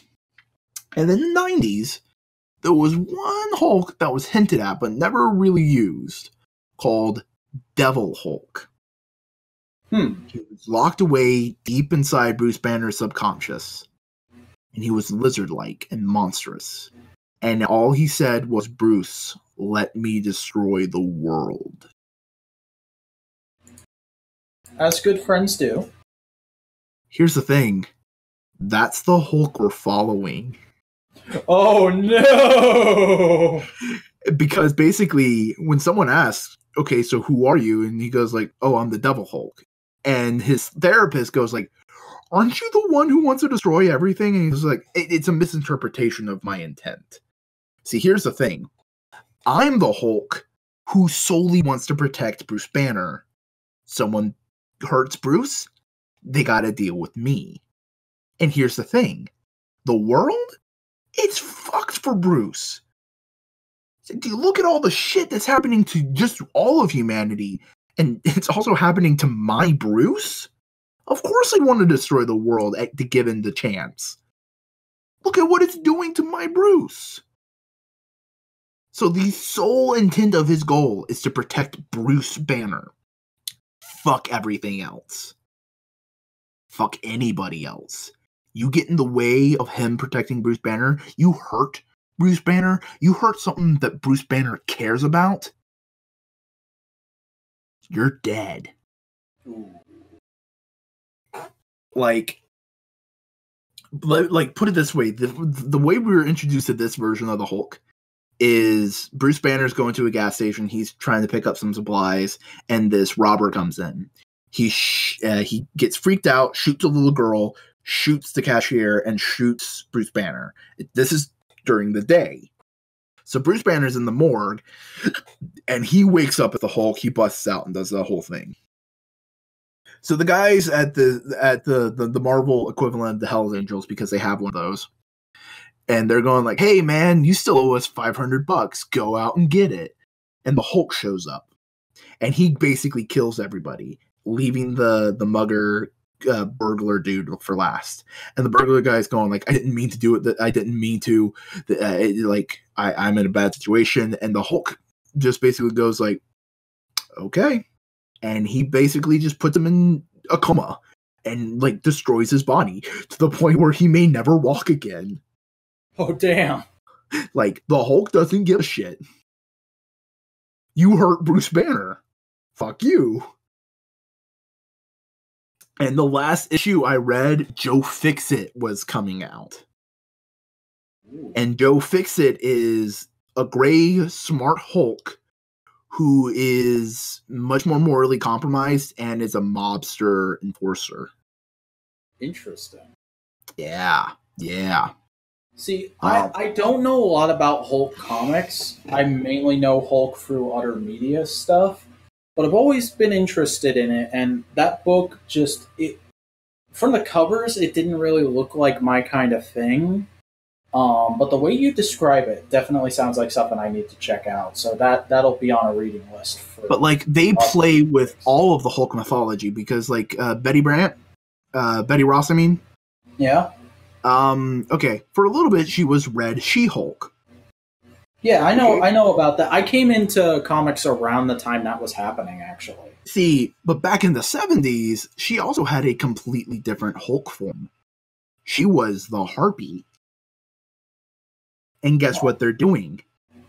They brought back the Harpy? She's the Red Harpy. They put together both of her Hulk forms into one alternate form. Oh shit. And guess what happens to She-Hulk? Classic, like, lawyer She-Hulk. What? She full on big monobrow hulks out. Oh damn. And she fights Devil Hulk. And he's basically going like, oh hey, you did the one thing you never wanted to do. You got angry. And she's going like, oh shit, oh fuck. And he just smacks her across like 2 state lines. Damn. Like, it is like, she survives because she's She-Hulk. But like, it is brutal in the emotional sense because he basically went like, you became the one thing you feared. You became the one thing you hated about me. And she's like, oh shit, oh fuck. I'm hulked out. I am full on hulked out. And she starts like, what? And it's so good. It's so good. Absorbing Man is in it. He has some cool bits. Hey, I read a thing with Absorbing Man in it this week. I'll be talking about that. That's a nice symmetry. But man, Immortal Hulk is really, really, really fucking good. Yeah, it's definitely going to be on my reading list for however long it takes me to get to it. Because comics are just a vast ocean of old shit that people tell me is amazing that I haven't gotten to yet. Yeah. And in terms of manga, I've been reading Tonari no Kashiwagi-san. I just read that straight from the fucking page. It's basically, it's a simple little rom-com with an otaku dude and a secret otaku girl, and she draws stuff on basically like fucking, what's the goddamn Japanese DeviantArt? Pixiv? Yeah, it's like non-copyright infringing Pixiv. She draws shit on there, and he's like a fan of hers, and like they become friends. And like it's just it's about a dude who knows jack shit about social interactions, trying to grow as a person. Oh, so it's a biography about me. He does it successfully though. Oh. But it's cute art. It's a nice little story. It's an easy little manga to breeze through. That's good.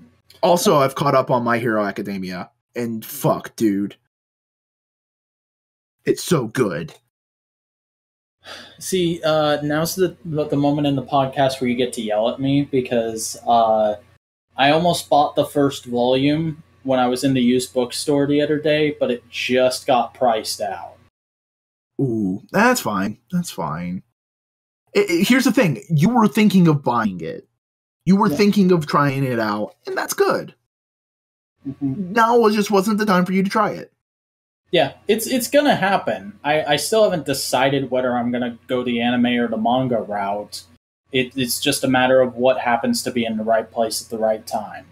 See, here's the thing. I'm more sticking to the manga route because I started reading the manga at like chapter 8. Oh. And I've been pretty much keeping up with it mostly. That's good. But this newest arc is fucking great because instead of following all the hero characters, it's just a single arc called My Villain Academia, and we're following all the bad guys. Oh, that's cool. That's cool. Yeah. That's like when what's his face did the Spider-Man spinoff. Well, Doc Ock was Spider-Man, called The Superior Foes of Spider-Man. That was just like all the jobber villains in a team book. Yeah, so the last thing I remember reading was the Yandere just won her fight. Oh, cool. Because there's a Yandere whose power involves shapeshifting, but she has to drink their blood. Excellent. Yep. And that whole thing is great. Also, a fan favorite side character is now going to be more of a main cast member because the school has 2 departments of like normal people and heroes. Huh. It's like when I say normal people, it's just it's a regular high school. Even though it's like if Charles Xavier's School for Gifted Mutants was bolted onto like fucking what's Buffy's high school? That place. It's more like the hero school is all the X-Men Danger Room stuff, and the rest of the school is just, oh yeah, my mutant power is if I blink, I can change the channel.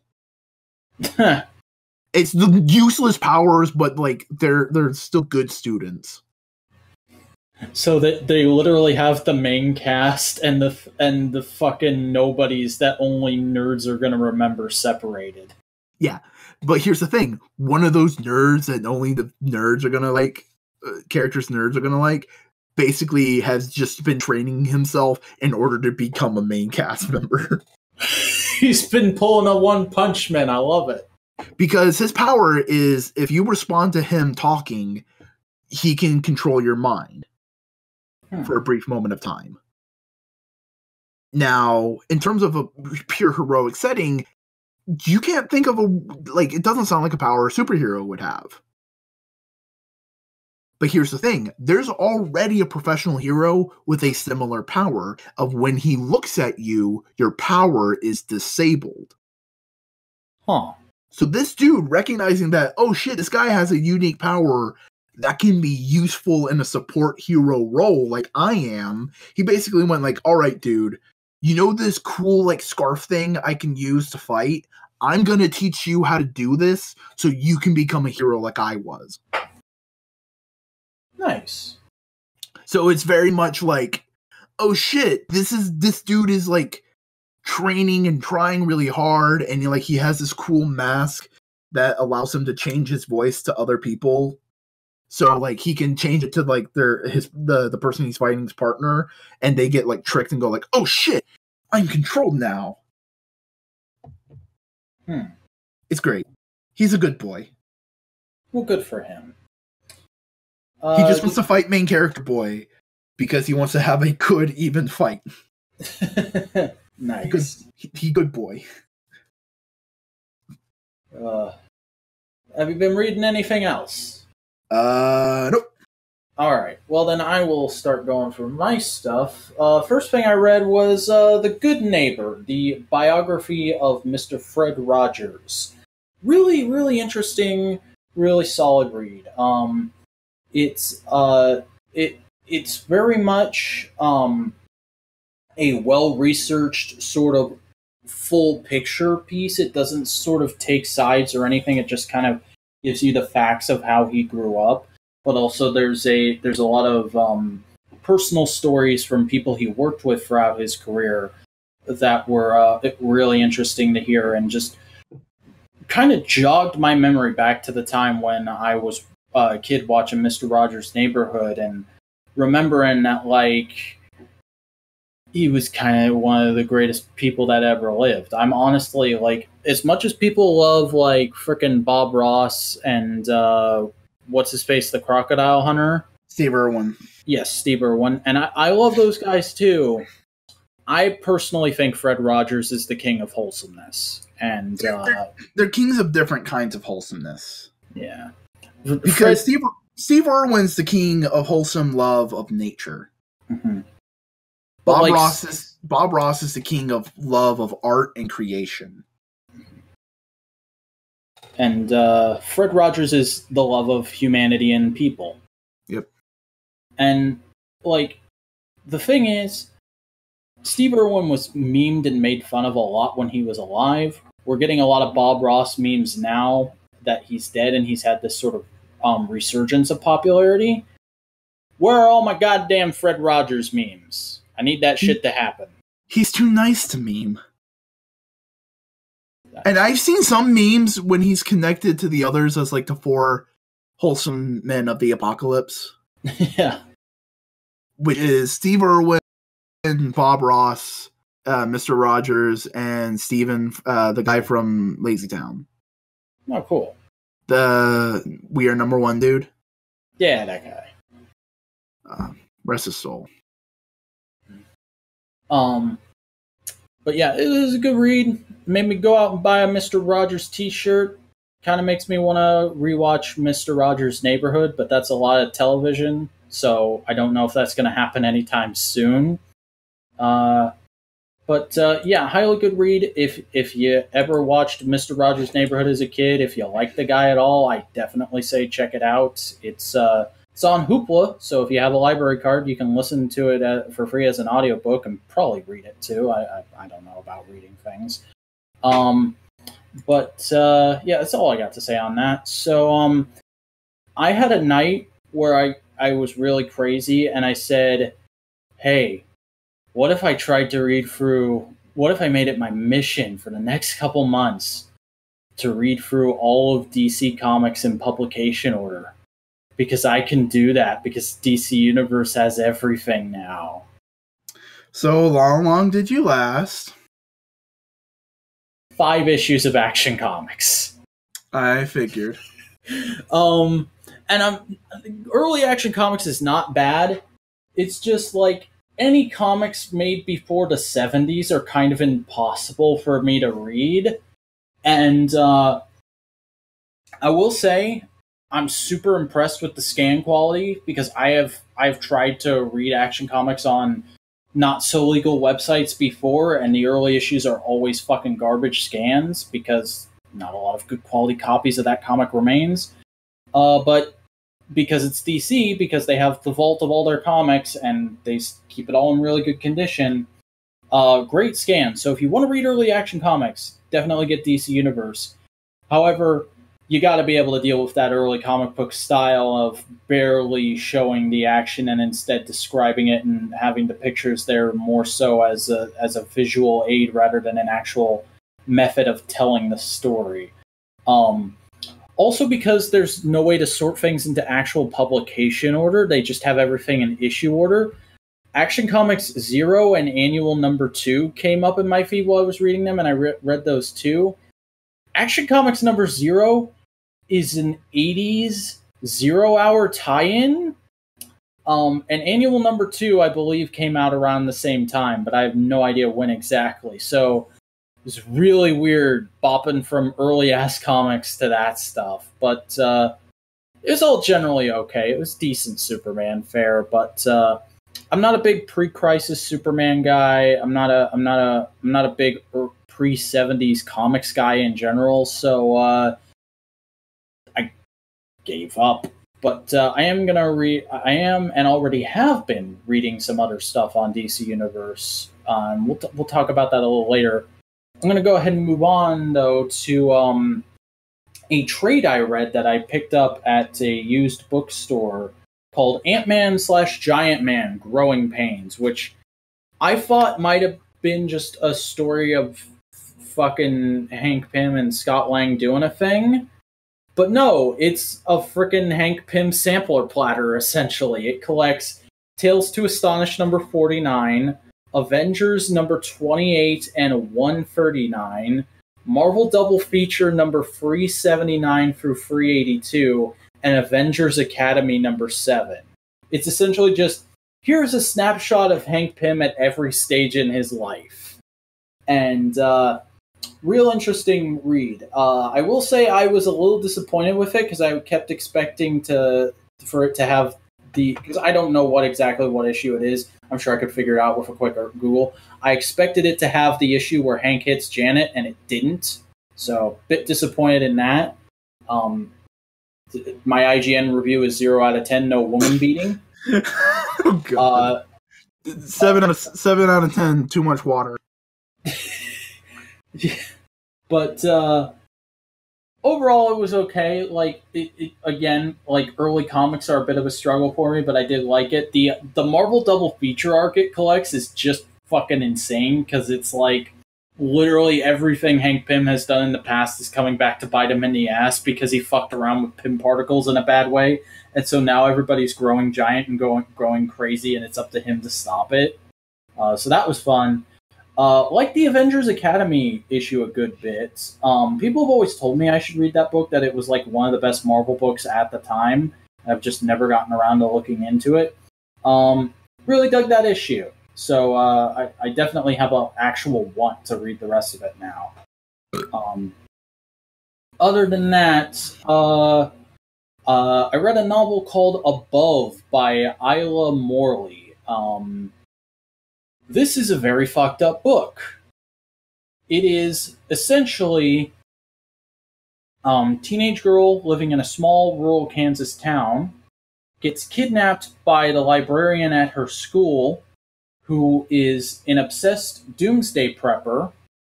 He puts her in his underground bunker and essentially makes her his wife and tries to indoctrinate her so much for so long. Ends up having a kid with her, and then she kills him.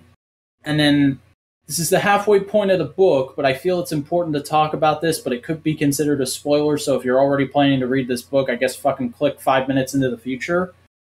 The big twist is she goes up, like, the entire first half of the book, we're being told about all this bad shit the guy tries to get her to believe, and she's like, no, it's impossible, I'm gonna get out of here, I'm gonna get back to my family, I just have to tough it out through this and figure out a way to get out.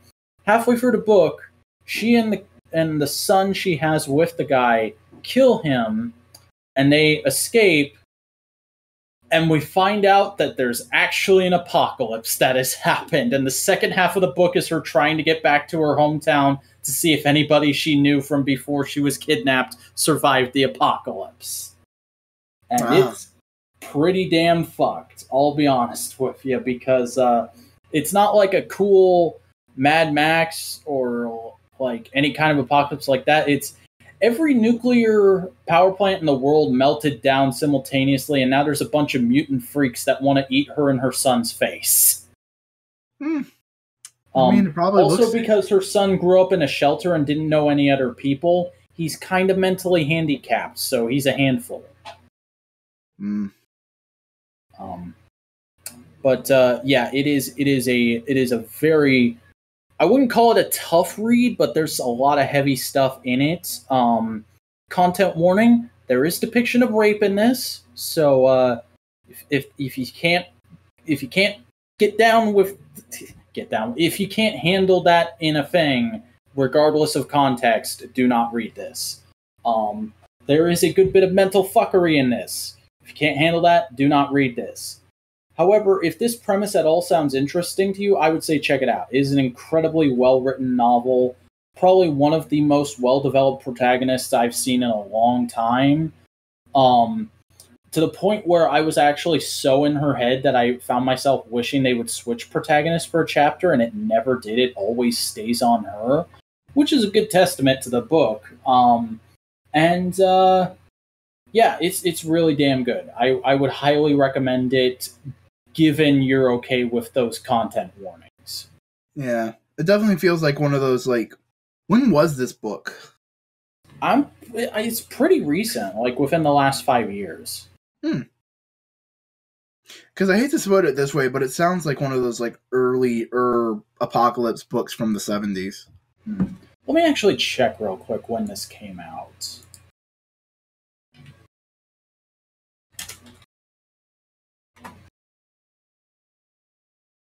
Oh, it came out in 2014.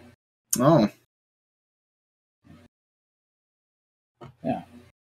But, it's pretty good. I liked it.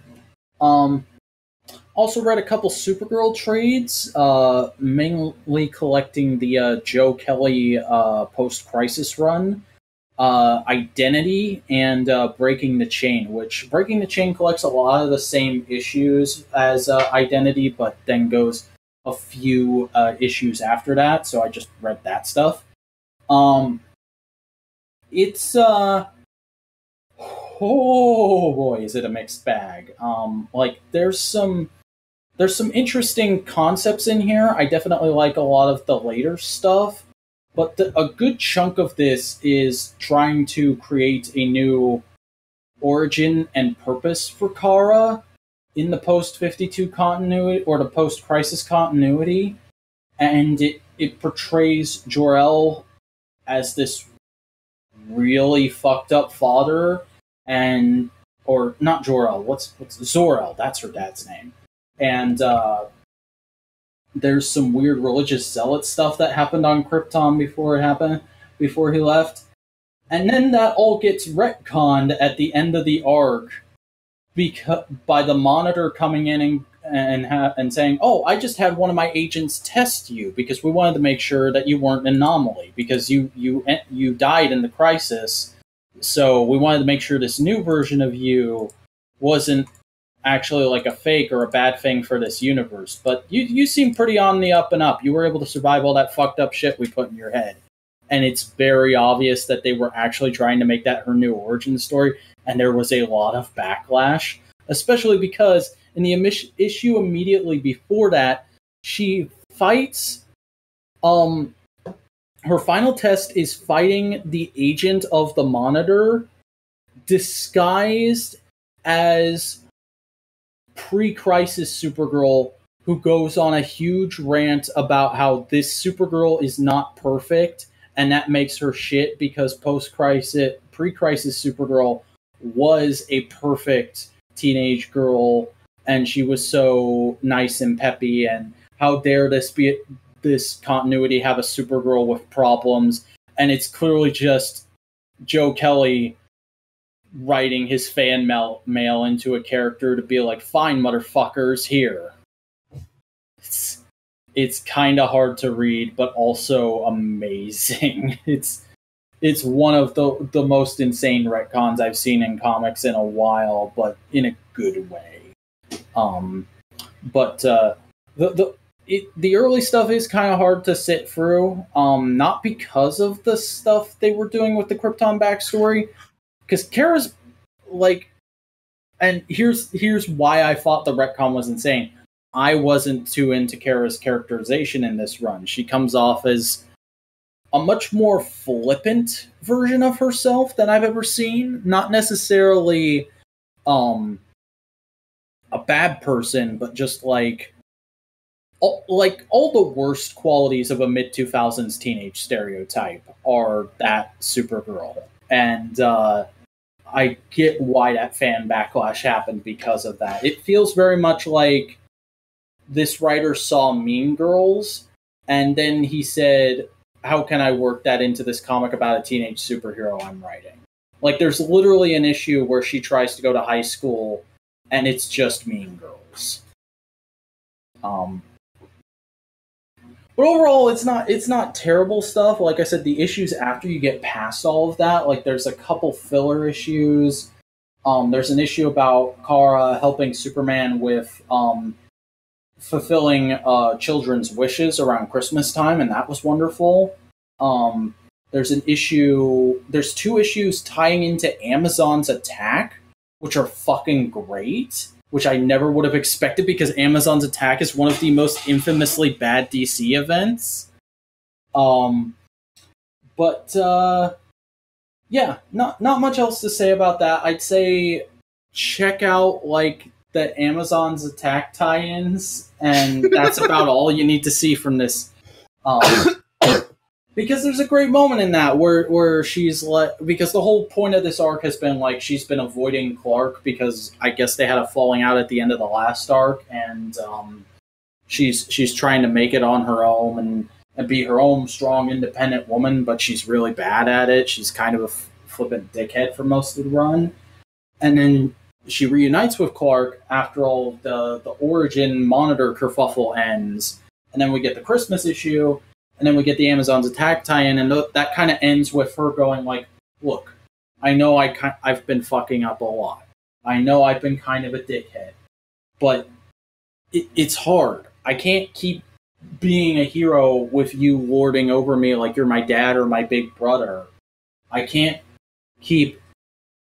It just makes it so stressful to try and do anything because I have you to live up to. And he's like, "Oh shit. Sorry, I never intended for it to be that way. I'm not your big brother, I'm not your father, I'm your cousin, and I only ever wanted to be your cousin. If I made you feel that way, I'm sorry. Also, if you want to work out your issues, great idea would be for you to join the Teen Titans." "Really? You think they take me?" "Yeah, opens door to the barn. The Titans are standing right there. So you want to ride to the tower or what?" It's a cool little scene. I like that a lot. Also read From a Buick 8, the Stephen King novel, which was pretty okay. Not the not the best Stephen King book. Is that cocaine era or post-cocaine era? It might be transitional. I'm not sure.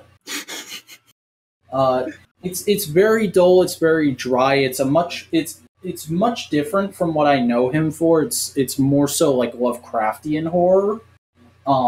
Because the plot of the book is this Hodunk Town police squadron finds a car in the middle of nowhere that has no owner, so they tow it and impound it because it's sitting in the middle of a lot where it's not supposed to be. And later they find out that it's like a portal to another dimension that keeps spitting out these weird nothing beasts that they have to kill. And it's all told in past tense because it's the officers telling the story of the history of this car to the son of one of the officers who recently died but was obsessed with the car.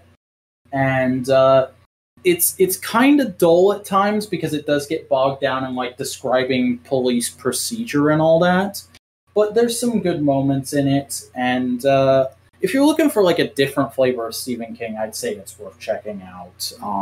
My favorite Stephen King book, though, is still Cell. I don't think I've ever read one that reaches the heights of that book for me. I've never been the biggest Stephen King fan, so neither have I. Like, people tell me he's like one of the greatest writers of all time. I'm like, I really like On Writing and Cell. I've tried reading his other books. Not a lot of them click with me. I really appreciate the fact that he basically wrote an entire book series just to make all of his other books in canon with it. Because that's what The Dark Tower is. It's, hey, by the way, you know the thing in it comes from here. Hey, this is why Cujo's like this. And it's like, what the fuck, dude? Thank you. This is so dumb. I love it. Yeah, I do eventually want to read the Dark Tower series. It's one of those things that I've never gotten to and probably won't for a really long time.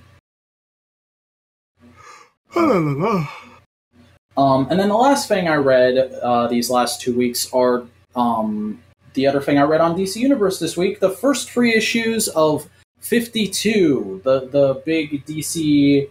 I forget which Crisis this was after. It was one of the mid-2000s ones where they were really milking the Crisis name. And they did the 1 year later thing. And this was the weekly series that explained what happened in that year. And it's pretty freaking good. Like, this is one of those books that people always tell me is amazing and I should check out. And I definitely see why. There's some really solid characterization stuff going on here. I like the sort of odd for the time choices they made to focus on these characters.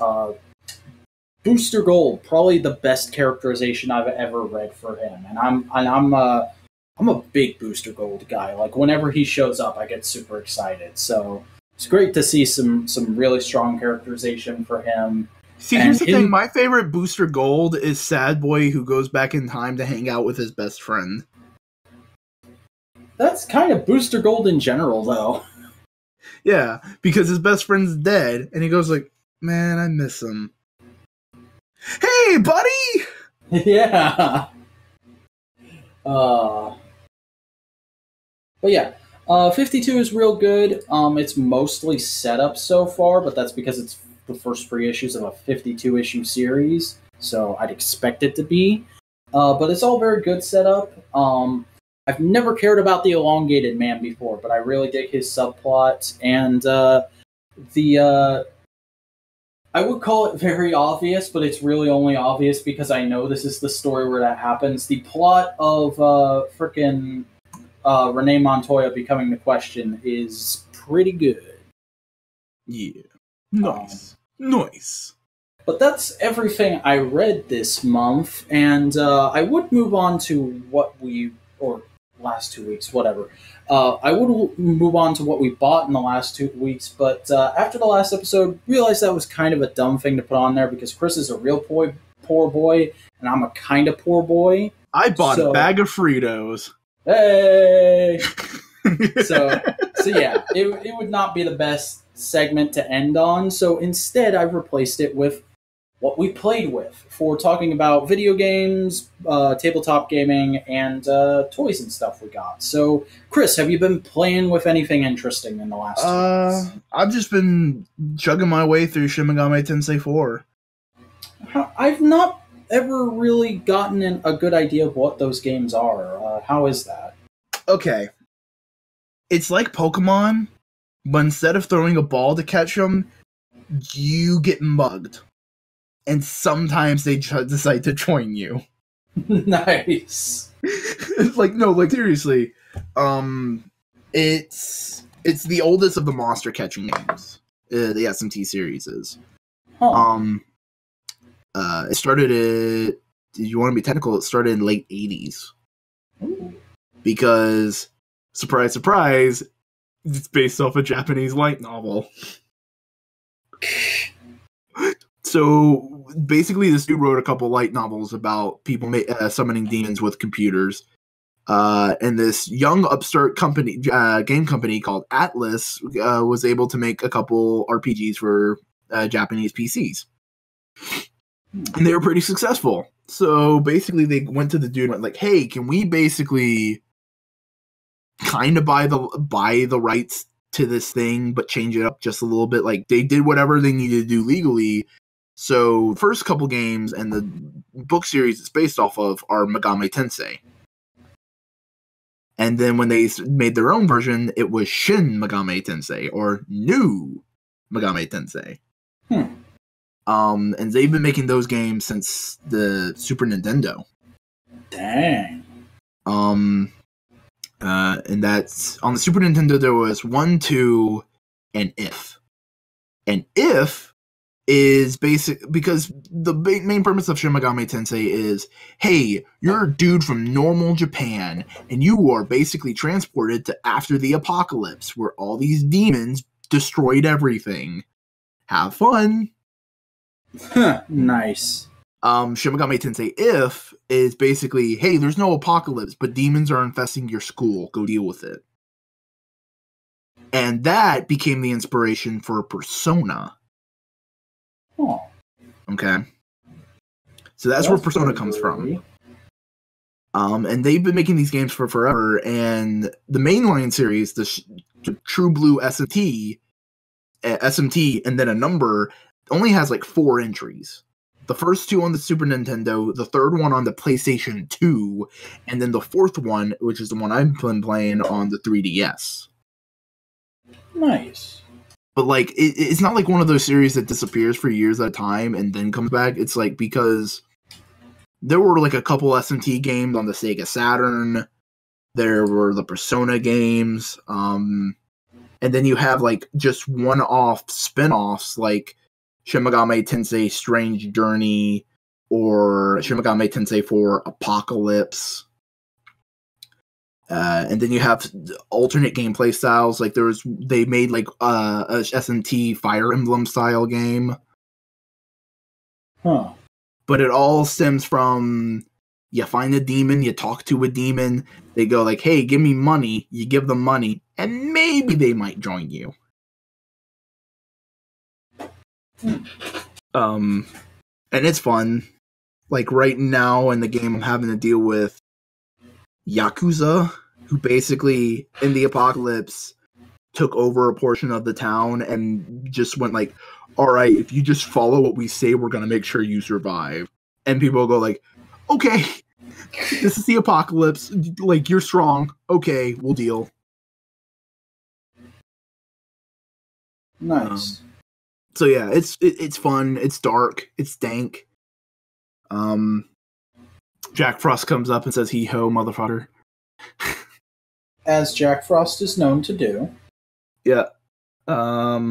It's fun. The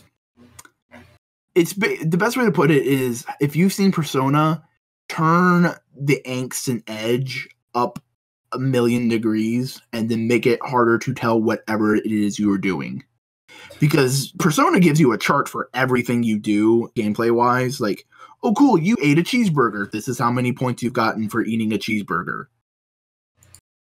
And SMT is very much like, hey, you don't know if you're on the good path or the chaos path or the law path. Have fun with that. We're never going to tell you until the moment you're locked in. Like, they obfuscate a lot of things to make it harder for you to figure out what you're doing. Interesting. Yeah. But I've been playing that. I briefly played Cookie Clicker again for 5 minutes. Hey. Yeah, that's about it. Pretty much. All right. Well, as for me, I opened some cards about 2 weeks ago now. I got some Transformers TCG Rise of the Combiners. Been very, very casually collecting that stuff. Like, literally, I have bought 8 booster packs in the starter set so far. But in the booster packs I opened for Rise of the Combiners, I got Nova Star, Firefly, Thrust, and Slug. So I only got one Combiner card. But getting to test that out... Oh, no, I got 2 Combiner cards, because I forgot Firefly is an aerial bot name. I looked at that and I went, this is a generic Transformer name, whatever. It's probably just some random card. No, I got 2 Combiner cards, got to test out that mechanic a little bit. It feels way more solid than it looks on film or in pictures. Like, you look at those cards and that slit looks massive. It's like, how do you not tear that? It's really minuscule. It's not even an actual slit, it's more of a crease. So the whole bending thing works super well, and you don't feel like you're going to damage them at all. Like, I even did the Vangelist test of banging it against the desk for a full minute, and it's fine. So the Vangelist test, try and destroy the things you've just spent money on. Exactly. But yeah, they're pretty cool. Thrust had an interesting thing where, and I posted about it in my Discord server, I thought he was miscolored for a minute. Like, I got a misprint or something right when I opened the pack, and I was like, ooh, I'm going to make some money on eBay. And I went and looked the card up. That's the actual colors they printed him with. That is not the colors I think of Thrust at all. But, okay, whatever. It's just really bizarre to see that. I was like, this is like a knockoff Seeker toy. Classic Seeker mold that you find at Dollar Tree in 2013. That's really weird to see on a trading card, but whatever. And then I got one other thing. I haven't taken it out of the packaging yet. I'm not even sure if I'm going to, but I was walking through my local used bookstore, Second and Charles, the other day, which I believe I talked about on the last episode. And they have like an entire aisle that is just dedicated to like Star Wars books, comics, and other paraphernalia. And I was just kind of casually looking through that, and I found the Star Wars Revenge of the Sith talking R2-D2 figure mint in box. Ooh. Which is the R2 I had when I was a wee lad. And I got rid of it a number of years ago. Can't remember why. I think I was like tired of Star Wars or something back then. But I saw that and I was like, when am I ever going to see this toy in packaging again? I've got to get it. How much? It's only $4. Holy crap, I'm getting this. Nice. And I asked at the counter, I was like, why do you guys have this? I never would have thought of you as like a vintage toy store. And they're like, yeah, we just bought a case of these toys in bulk from a Kmart that went out of business a couple of years ago, and they've been sitting on the shelves ever since. So there were more of those there.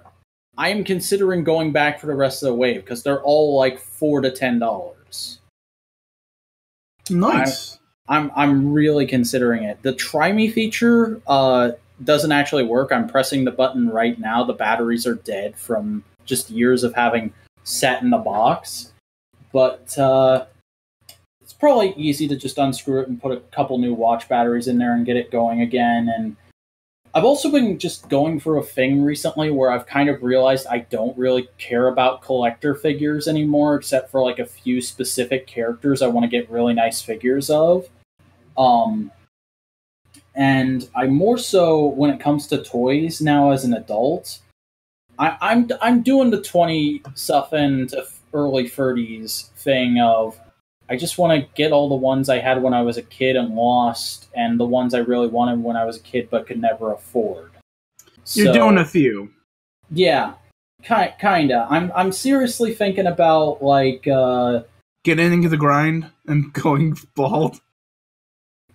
not that, but I'm very much thinking like I kind of want to collect the rest of the Revenge of the Sith 4-inch line.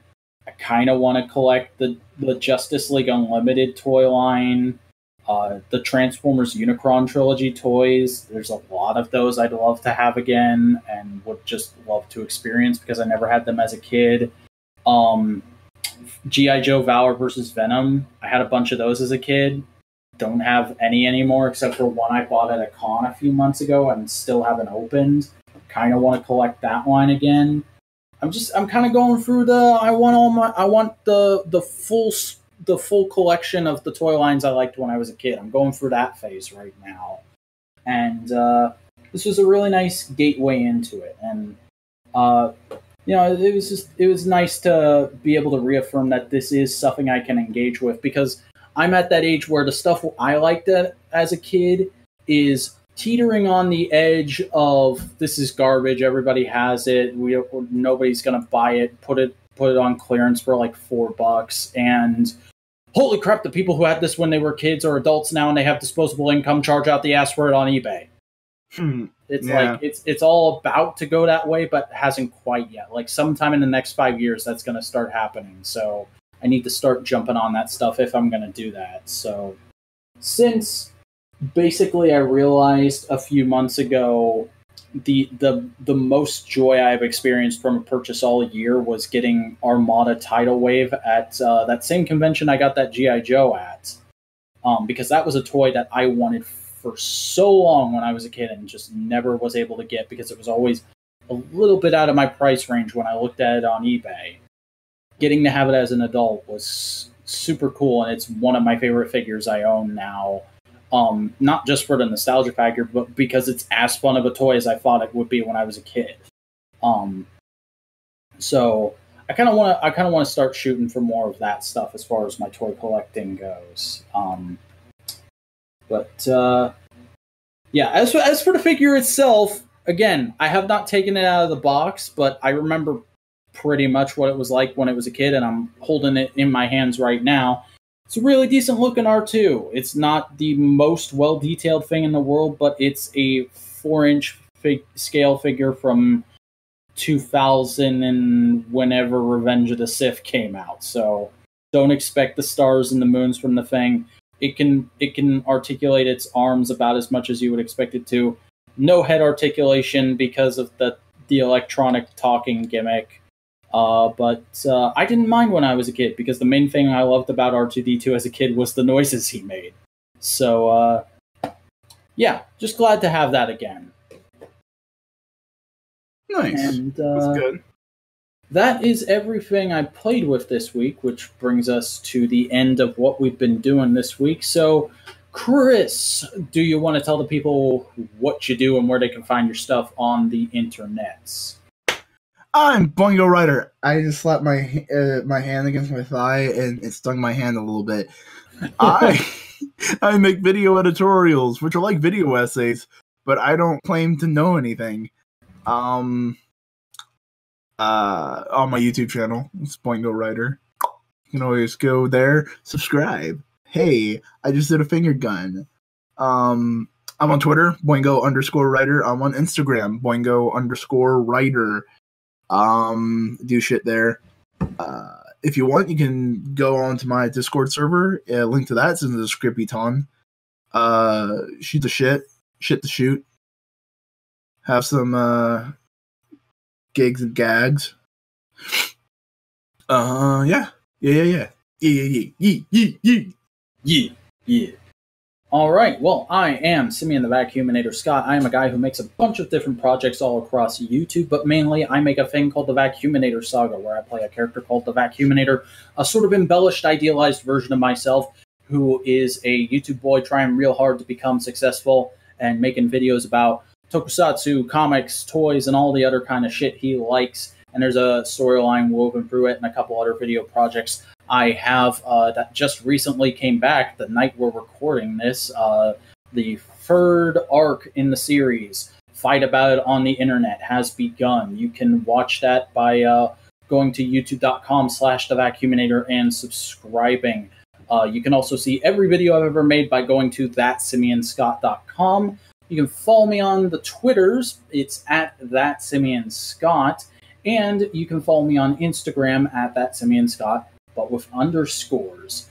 However, now it is time. It is time to find out what we will be discussing on the next episode of Analytical Fanboys, and that will be the summer of punk. Ooh. What a time to be talking about that shit. But we'll get into that next time on Analytical Fanboys. So until then, wait a second. Next time, should I do an MMWP intro as well? Possibly. Possibly. We may just we should record a duet of us doing our own version of the pipe bomb or something. Okay, bye.